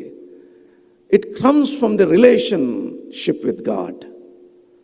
దేవునితో మనకున్న సంబంధాన్ని బట్టి ఆరాధన వస్తుంది. నేను అందుకే ఒక ఉదాహరణ చెప్పాను. అన్యుడు యేసు ప్రభువాని గురించి, మీరు కూడా చర్చిలో ఆరాధన చేయాలి అంటే ఒక క్రైస్తవుడు అడిగిన ఆ కోరిక మేరకు ఒక పాట బైబిల్లో నుంచి కొన్ని మాటలు, ఆయనకు తెలిసినటువంటి అవగాహన ఉన్న దానిలో నుంచి ఆలోచన చేసి కొన్ని పదాలు క్రోడీకరించి ఒక పాట రాస్తాడు. అది పాడి ఉండొచ్చు, కానీ అది పాట కాదు. అది పాట అవుతుంది కానీ అది ఆరాధన కాదు. ఎందుకంటే he has no relationship with God. దేవునితో సంబంధము లేదు కనుక అది ఆరాధన కాదు. క్రైస్తవ ఆరాధన ప్రపంచంలో ఉన్న మత విశ్వాసాల్లో ఉన్న ఆరాధనల కంటే ఎందుకు భిన్నమైందంటే, it is a relation. Worship is a relation with God. ఆరాధన అనేది దేవునితో ఉన్నటువంటి వ్యక్తిగత సంబంధం. నా దేవుడు నన్ను ప్రేమించి, నేను ఐగుప్తు దాస్యంలో ఉన్నప్పుడు ఐగుప్తు దాస్యపు శృంఖలాలను తెంపివేసి ఆకలితో ఉన్నప్పుడు ఆకలి నుంచి విడిపించడానికి, నేను ఐగుప్తులో ఉన్నప్పుడు నా జీవితంలో బానిసత్వంగా ఉన్నప్పుడు బానిసత్వాన్ని విడిపించడానికి, కన్నీరు గారుస్తున్నప్పుడు కన్నీటిని తుడిచివేయటానికి ఎన్నున్నాయి. ఎందుకు చేసావా ఇది? బానిసలు ప్రపంచంలో లేరా? బాధపడేవారు ప్రపంచంలో లేరా? కన్నీరు కార్చేవారు ప్రపంచంలో లేరా? వేదన పడేవారు ప్రపంచంలో లేరా? జీవితంలో సమస్యలు ఎదుర్కొన్నారు ప్రపంచంలో లేరా? చాలామంది ఉన్నారు. నీ జీవితంలోనే ఎందుకు? వాయ్? మీ జీవితంలో ఎందుకు చేశాడు దేవుడు? ప్రపంచంలో అందరికీ కష్టాలు ఉంటాయి. ప్రపంచంలో మనుషులందరూ సమస్యలు ఎదుర్కొంటారు. ప్రపంచంలో అనేక జాతులు ఆయా సందర్భాల్లో బానిసలుగా చేయబడతారు. కానీ దేవుని యొక్క ఇన్వాల్వ్మెంట్ వారి జీవితాల్లో ఉండదు. నీ జీవితంలోనే, మీ జాతిలోనే ఎందుకు జరిగింది ఇది? Why it is? మీలోనే ఎందుకు జరిగింది ఇది? ఎందుకో నన్నెంతగా ప్రేమించితివో దేవా, అందుకో నా దీన స్తుతి పాత్ర అని మనం క్రైస్తవ సమాజం అంతా కూడా చక్కగా పాటలు పాడతాం. ఎందుకో ఎందుకో ఎందుకో నా పట్ల, ఎందుకో నీ పట్ల కార్యం చేశాడు దేవుడు.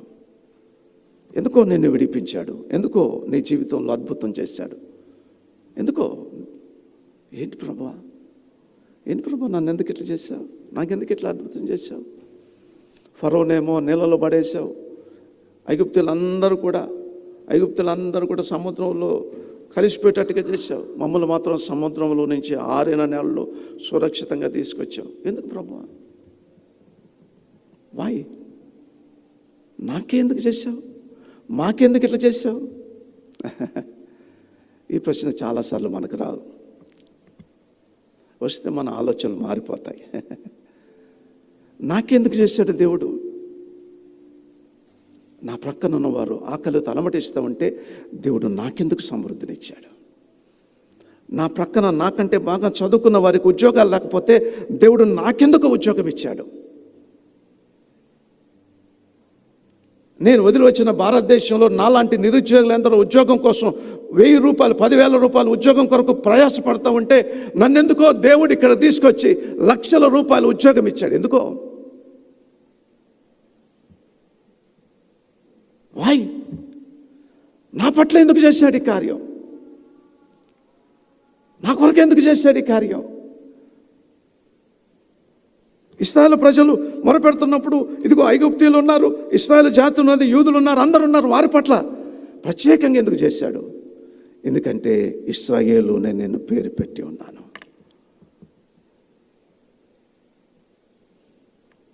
ఆయన పేరు పెట్టి పిలిచి వాగ్దానం, అబ్రహామా నువ్వు ప్రత్యేకంగా ఉండాలి, నేను ప్రేమించి నేను ఏర్పాటు చేసుకున్నాను, నువ్వు నా పేరు పెట్టబడినవాడు.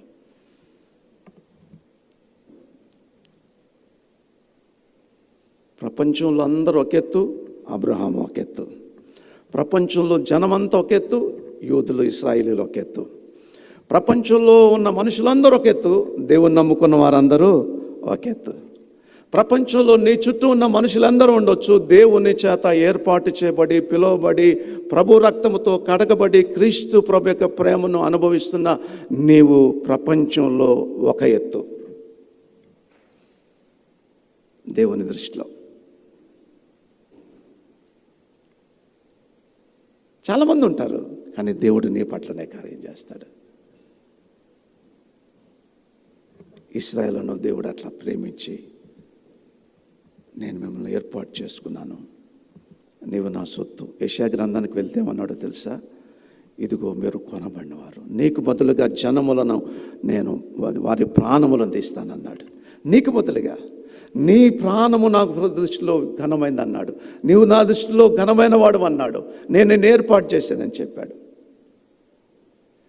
కనుక చాలాసార్లు దేవుని సంఘములో మనం ఉన్నప్పుడు మనందరం కూడా దేవునికి మనము చాలా ప్రత్యేకమైన వారము.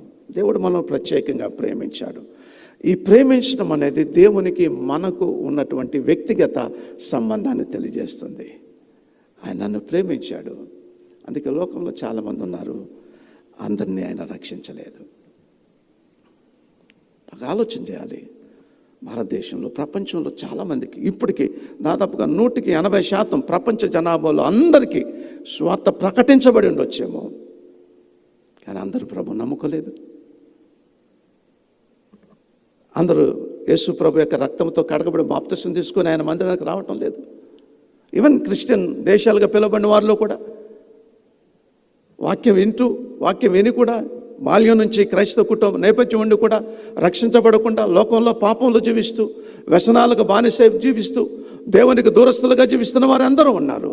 కానీ దేవుడు నన్ను ఎందుకనో ప్రత్యేకించుకున్నాడు. నేను ఒక మాట చెప్పి వాక్యాన్ని ముగిస్తాను. ఆంధ్ర క్రైస్తవ సమాజానికి ఆ దినాల్లో సభలు జరిగే ఆంధ్ర మహాసభలు. బహుశా మీలో చాలామందికి ఈ మాట అతి తక్కువ వినిండొచ్చు. ఆంధ్ర మహాసభలని కృష్ణాలో, విజయవాడ కృష్ణా నది తీరంలో సంవత్సరంలో ఒకసారి పెద్ద సభలు జరుగుతాయి. ఒక 6 రోజులు 7 రోజులు. అవి నా చిన్ననాడు, అంటే ఒక 60 సంవత్సరాల సంగతి నేను చెప్పేది. ఆ సభల్లో వాక్యం చెప్పడానికి అక్కడ అందరూ క్రైస్తవ సమాజం అంతా కూడా వచ్చి ఆ కృష్ణ నదీ తీరంలో మీటింగ్స్లో పాల్గొనేవారు. ఆ మీటింగ్ జరుగుతున్నప్పుడు మాసిలామణి గారని ఒక దైవ సేవకుడు ఉన్నారు. పేరు విన్నారో లేదో నాకు తెలియదు. ఆయన కుమారుడు జోసెఫ్ కిషోర్ గారి పేరు వినవచ్చు మీలో కొంతమంది.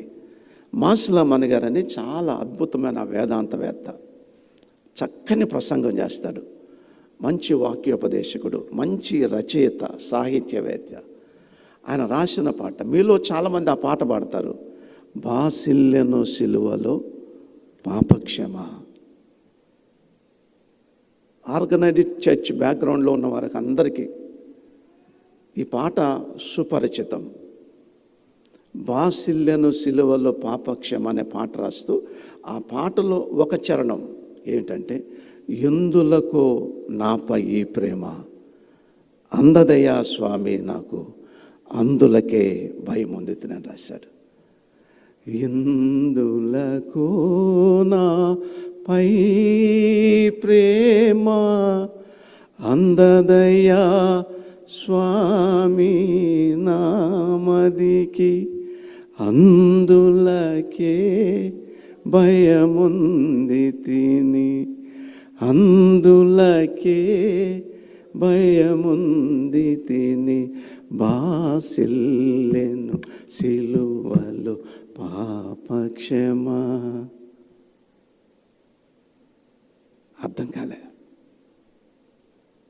ఎందుకో నా ప్రేమ అర్థం కాలే, ఎందుకో నా జీవితంలో అద్భుతం అర్థం కాలే, ఎందుకో నన్ను ఆదరించావు అర్థం కాలే, ఎందుకో నా జీవితాన్ని నువ్వు ప్రత్యేకంగా ఎంచుకున్నావు అర్థం కాలే.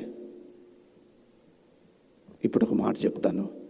ఈ సంఘటన 15 అధ్యాయంలో 16 అధ్యాయానికి వచ్చేసరికి అప్పటికి 2 నెలల ప్రయాణం అయింది, 2 నెలలు దాటింది. ఇశ్రాయేలు ప్రజలు ఆకలితో ఉన్నారు. ఆకలితో ఉన్నప్పుడు దేవుడు ఆకాశం నుంచి మన్నాను తీసుకొచ్చాడు. మన్నా అంటే ఏంటి?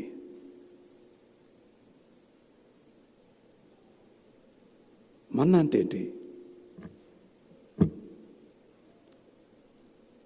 మన్నా అంటే ఏంటి? వాక్యం ఏం చెప్తుందని మన్నా అంటే ఏమిటి అంటే, మన్నా అంటే ఏమిటి? What is this?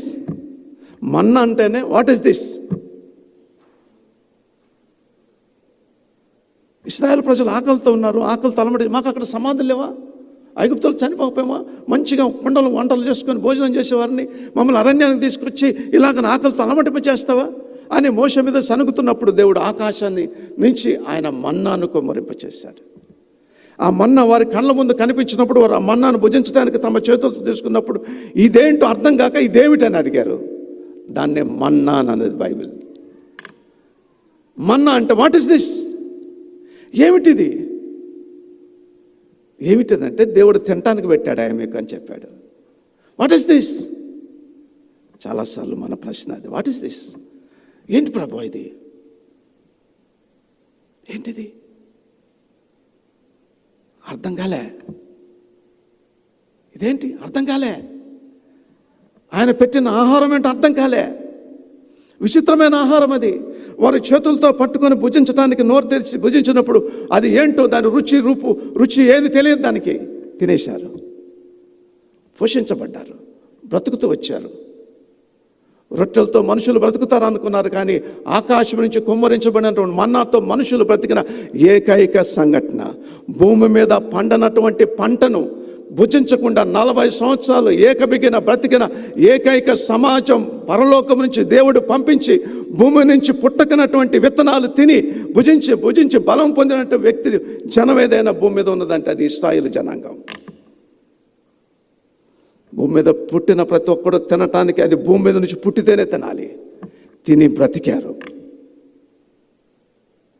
కానీ ఇశ్రాయేలు ప్రజలు అట్లా కాదు. భూమి మీద విత్తన మొక్కలు లేకపోతే విత్తనాలు భూమి మీద నుంచి పండినటువంటి పంటను భుజించి ఇశ్రాయేలు బ్రతకలేదు. దేవుడు స్వయంగా ఆకాశము నుంచి కృమ్మరించినటువంటి ఆహారం. What is this? ఎప్పుడు చూడలేదే, ఎప్పుడు ఇటువంటి రుచి నాకేది తగలేదే అని చెప్పగలిగిన ఆ ఆహార పదార్థాన్ని వారు భుజించారు. మీకు తెలుసా, ప్రపంచంలో ఉన్న సమస్తమైన మేధ సంపద కలిగిన అనేక మంది కంటే అనేక రెట్లు జ్ఞానం కలిగిన వారు యూదులు మాత్రమే. నాకు అనిపిస్తుంది కారణం ఏంటంటే ఈ మన్నాన్ని తిన్నారు వాళ్ళ తాతలు. అంత గొప్ప పనులు చేసింది అనేది వాక్యం చెప్తుంది. ఈ ఉదయకాల సమయంలో దేవుడు ఏదో చేయబోతున్నాడు అనుకుందాం. ఆయన చేసేది మనకు అర్థం కాకపోవచ్చు, ఆయన ప్రేమ మనకు అర్థం కాకపోవచ్చు, ఆయన అద్భుతాలు మనకు అర్థం కాకపోవచ్చు, ఆయన చేసిన సంఘటనలు మనకు అర్థం కాకపోవచ్చు, మన ఊహలకు మన తలంపులకు అందకపోవచ్చు. కానీ ఒకటి మాత్రం అర్థం కావాలి, అదేంటంటే దేవుడు నన్ను ప్రేమిస్తున్నాడు. హి హ్యాస్ చోజన్ యూ.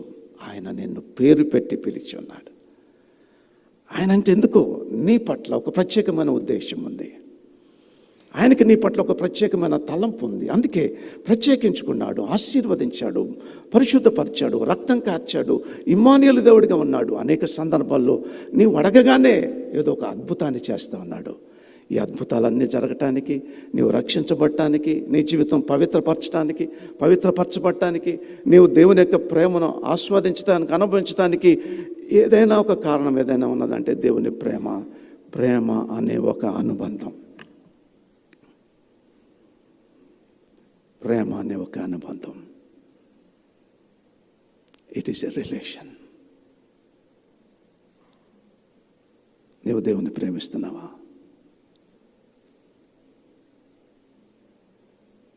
నేనెంతగా ప్రేమించే దేవుని నువ్వు ప్రేమిస్తే ఆయన ఆరాధించకుండా ఉండలేవు.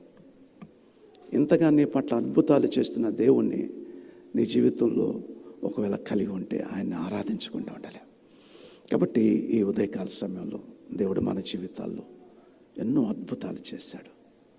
తల్లి గర్భంలో పిండముగా ఉన్నప్పుడు మన ఎముకల్లో ఒకటి కూడా రూపొందించబడినప్పుడు ఆయన కన్నులు మనల్ని చూచి మనల్ని ప్రత్యేకించి మన జీవితాల్లో ఎన్నో అద్భుతాలు చేసి నీవు నా కొరకు ఒక ప్రత్యేకమైన వ్యక్తివి అని చెప్పడానికి ఆయన నిన్ను ఏర్పాటు చేసుకున్నాడు. కనుక ఆయన చేత ఏర్పాటు చేయబడి నీ జీవితంలో దేవుడు చేసిన ప్రతి సంఘటన బట్టి ఆయన సన్నిధిలో ప్రభువుని ఆరాధించాలి. తల ఉంచుదాం, కళ్ళు మూసుకుందాం, చిన్న ప్రార్థన. ప్రభువుని ఆరాధిస్తూ దేవునికి స్తుతి చెల్లించుకుందాం. తండ్రి, నీకు వందనాలయ్యా. లోకంలో నుంచి ప్రత్యేకించుకున్నావు. ఆధిక్యత, గొప్పతనం, ఘనతలు ఏవి చూడకుండా కేవలం నీ ఉచితమైన ప్రేమతో మమ్మల్ని కనికరించి కృప చూపించావు. నిండు మనసుతో నీకు కృతజ్ఞతాస్తుతులు చెల్లిస్తూ నిన్ను ఆరాధిస్తూ ఈ మాటలు మా హృదయాల్లో నింపమని యేసు నామములో అడిగి వేడుకొనుచున్నాను గొప్ప తండ్రి. ఆమేన్. ఆమేన్.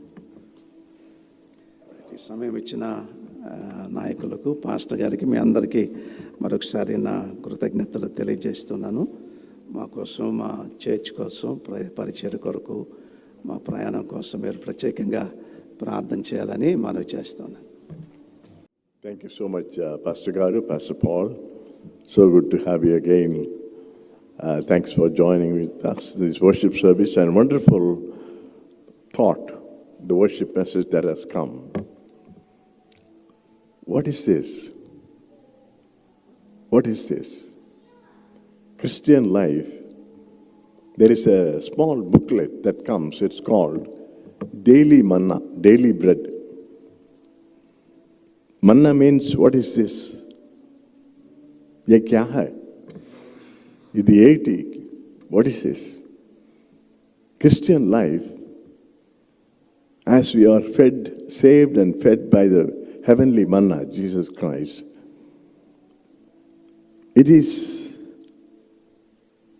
it comprises of this series of questions called, what is this? You know, as Pastor has said, not only when we come to worship, but every step of our way, we ask this question. If it is an unexpected miracle, the question comes, what is this? And if it's a pain, again, what is this, Lord? I've been asking this question throughout this week. Because of the sciatic nerve pain, I can't sit long, stand long, and even can't lie down. And I was asking, what is this, Lord? Why are you allowing this? But the grace of God is so sufficient. At times when I need the strength, He strengthens me. On Sundays and Saturdays, somehow I get up and take bath and come and do the things that I need to do, the Bible studies and all those things. And then the pain strikes in. But the grace is sufficient. And I say, what is this, Lord? What are you doing? And if God blesses, we ask, what is this? Friends, Christian life is a relationship. It's full of experiences. Some are surprises, some are expected, some are unexpected. We experience God. If you are coming to church with that expectation of experiencing God, that is true worship, sincere worship. But there are those, basically in my church background, CSI background, there are those who come not to experience God, but to exhibit themselves. They will come to show their saris and jewelries and suits and their position, all those things. They will have a specific seat. If somebody else sits in that seat accidentally, they'll come and stare at that person. Why are you sitting in my seat? Some come to exhibit themselves. Friends, we have come to experience God, to thank Him, to praise Him. Thank you, Pastor, for the wonderful message that has come, a reminder that has come this morning. Let's continue to worship God.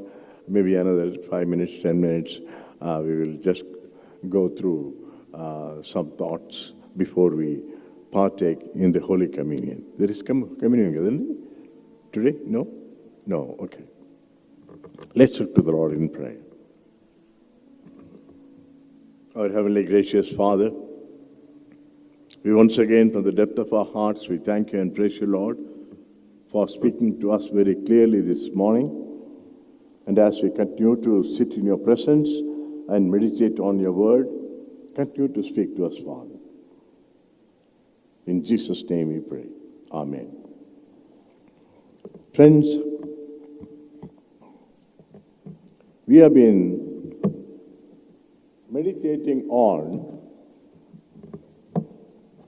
2 Timothy, the second letter of Paul to Timothy. And Paul was writing to his spiritual son, as I told you before, and he was the appointed pastor, and he was admonishing him of his responsibility and calling and God's presence and provision and protection that is available as he discharges his responsibility. Please turn with me to chapter 4 of the second letter to Timothy. This chapter is about the coming.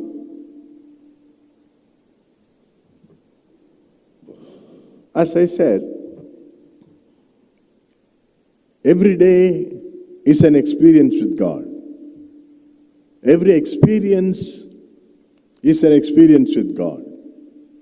Just to taste and see that the Lord is so good. And Paul says in this chapter that as we experience God on a daily basis, we also expect the Lord's coming. Everything that we do, everything that we are, is with the expectation of the coming of the Lord. It is the imminency or the imminent coming of the Lord. Anytime. Nobody knows. But He is coming. In that light of His coming, we experience God. Either it is better things, bitter things, joyful things, unwanted things, but still we experience God in that. Because the familiar verse says in Romans 8:28, for God works in all things for the good, for people like us who love Him. So in the first verse, can someone read verse 1, please?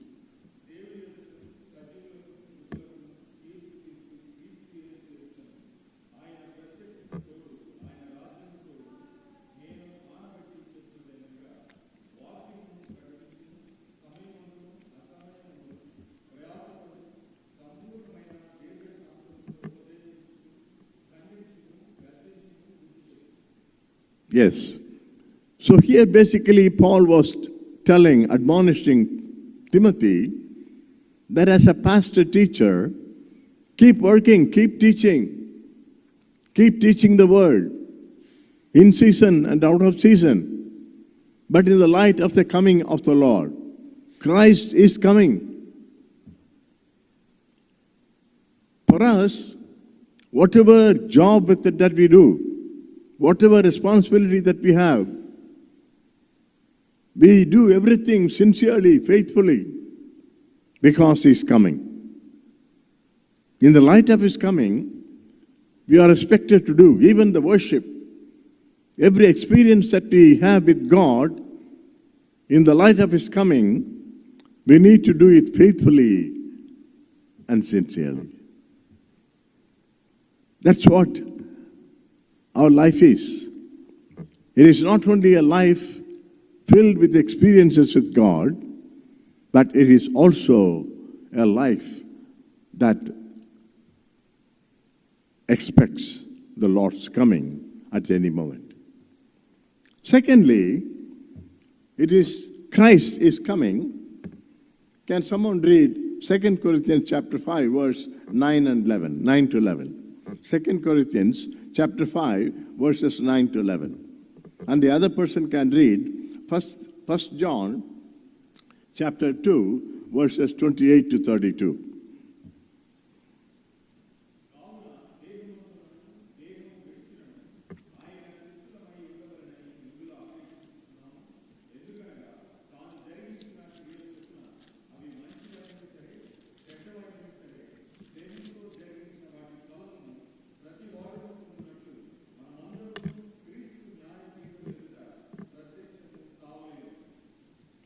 Yes. Here, Jesus is referring to the Bema seat, the judgment seat of Christ. That's where we are headed to. When the Lord is going to come, He's going to take us with Him when the Lord's appearing happens, and we are going to stand before the judgment seat of Christ. We have no condemnation as per Romans 8, chapter 1. We won't be standing before the white throne judgment to be condemned, but rather to be evaluated and judged before the Bema seat. And that's what this verse refers to.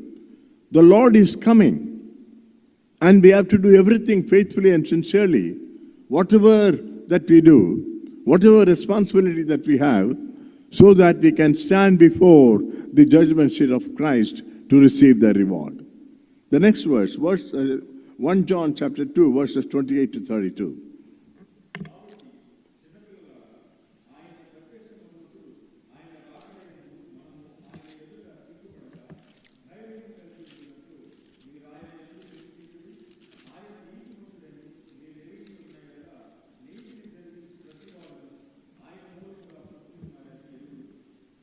Yes. When we stand before the judgment seat of Christ, John is saying we need to stand before Jesus Christ boldly, with faces lifted up, because we have been faithful. Faithful in the job and the responsibility.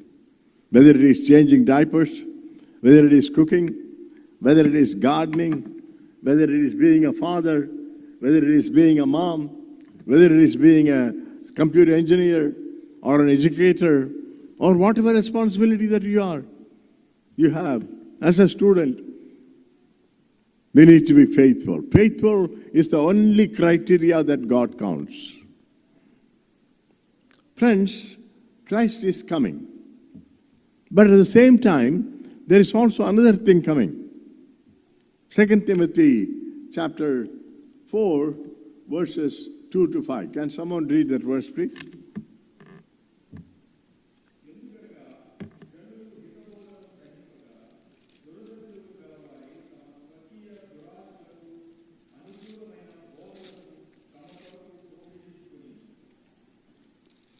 Yes.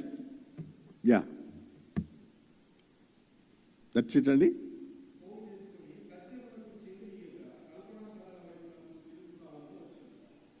Yes.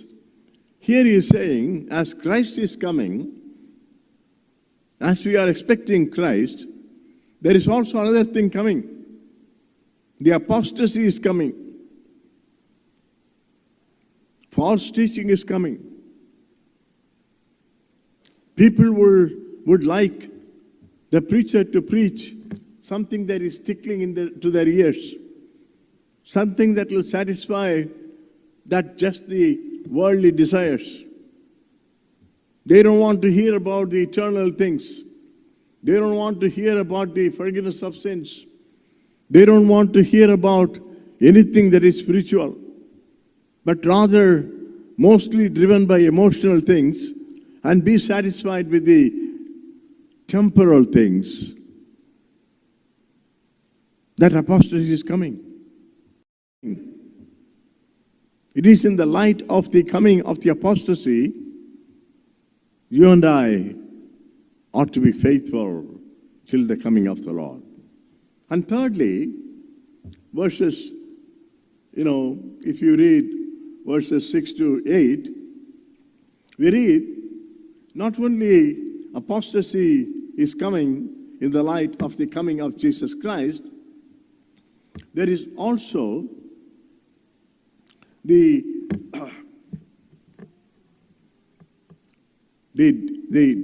help that is coming, or the defense that is coming. Can someone read verses 6 to 6?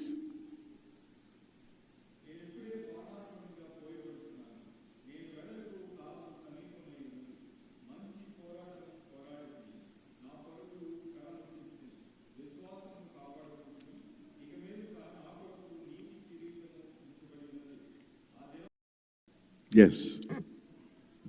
Friends, as Christ is coming, as the apostasy is also coming, there is also the crown that is coming.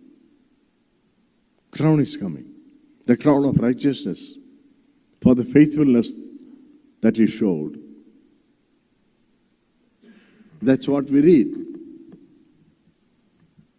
Same thing in Philippians chapter 2, verse 17 also. And it's a race that we run faithfully in our tracks. As we read in Hebrews chapter 12, verse 1. Everybody has a track, and we are called upon to run in our own track with the batons that we have, starting with the author of the race of our faith, Jesus Christ, to the finish. The one who is going to finish our faith is none other than the same one who began the good work of faith in our lives. We are called upon to run the race, with perseverance, without giving up. And finally, the rest of the chapter talks about, in the light of all these comings, the Lord's coming, and the judgment coming, the reward is coming, the apostasy is coming, and the crown is coming. But at the same time, you are not alone. The help is also coming. In 9 to the rest of the chapters, Paul is talking about the help is available through the fellow believers, the help available through the Spirit of God. Friends, we are not alone. In every experience of God of ours, as we expect God, let's continue to run the race faithfully, sincerely. God is with us. God is with you. I don't know what you're going through. You don't know what I'm going through. I am just like you, a saved sinner, an ordinary man like you and I, going through the up and downs of life. But still, let's be strengthened in the fact the one who is coming is already with us. The Spirit of God is there to help us in our way. Let's be faithful in our life as we experience God in every step of our way. God be with us and God bless us. Anybody who is celebrating their birthdays and wedding anniversary?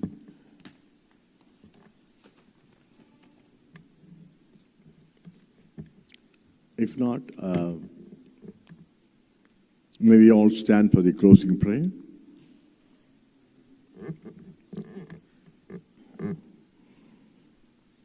Our heavenly gracious Father, we once again from the depth of our hearts, we thank you and praise you, Lord, for this day of worship and fellowship, and thank you for the experiences that we have. Our singing and praising and worshiping was an experience. Our prayer is an experience.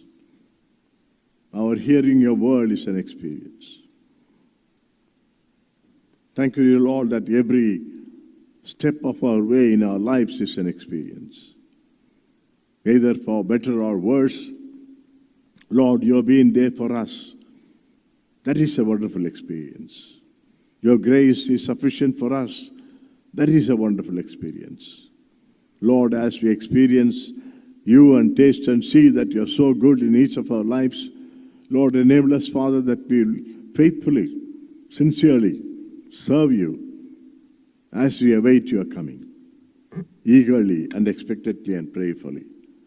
Lord, enable us to stand before you, your throne, the judgment seat of Christ, boldly, Father God, to receive that crown of righteousness. And thank you, dear Lord, the help of the Holy Spirit that has been given to us, and the fellowship of believers that are with us as we run the race that is marked for us, run the race of faith. Give us your strength, Father. Lord, we commit our lives into the hands as we continue to run, Father God. There are many hurdles. There are many deviations and distractions. either physically or mentally, emotionally, or even financially and relationally. Lord, we go through a lot of hurdles, Father. For some, it is the status in this country, the job situation. Some are in between jobs. Lord, it's hard, Father God, with living in uncertainty in this country, living without a job in this country. Lord, we can't share every need of ours, desire of ours, but where else can we go? To you we come and pour out our hearts, Father God. Lord, we do know that the help is there for us. You are always with us. You are our Emmanuel. And at the right time, you open the doors, Father. Father God, we pray in your grace and mercy that you will throw open the doors, Father. That you will establish ourselves, our dear brothers and sisters, so that they will faithfully, sincerely serve you and bring glory unto you alone. Pray for the children, Father God. Thank you for the gift of children. Lord, enable them. We pray for the hedge of protection around the evil one. Father God, keep them away from the evil influences, bad friends, and bad habits. And pray, O Lord, that your favor may be upon them too. And bless our families, Father. Lord, thank you for Pastor Paul, Satya Paul. Father God, we pray that you'll continue to bless him, continue to bless his ministry, provide for his ministry, give him good health and strength, Father. Thank you for the word that has come afresh this morning. Thank you for the relationship that we have with you through Christ. Lord, every experience is good in your sight. You work everything for the good of us. We bless you and give you the honor and the glory that you deserve. In Jesus' name we pray. Amen. Our Father, who art in heaven, hallowed be thy name. Thy kingdom come, thy will be done on earth as it is in heaven. Give us this day our daily bread, and forgive us our trespasses as we forgive those who trespass against us. And lead us not into temptation, but deliver us from evil. For thine is the kingdom, the power, and the glory, forever and ever. Amen. And now may the grace of our Lord Jesus Christ, the love of God, the fellowship, the communion, and the ever-abiding presence of the Holy Spirit rest and abide with each and every one of us, now and forevermore. Amen. Hallelujah, hallelujah, hallelujah, hallelujah. Praise ye the Lord. Hallelujah, hallelujah, hallelujah, hallelujah. Praise ye the Lord. Praise ye the Lord. Praise ye the Lord. Hallelujah. Praise ye the Lord. Hallelujah. Praise ye the Lord. Amen. God bless you and God be with you. Thank you once again for joining with us in this morning.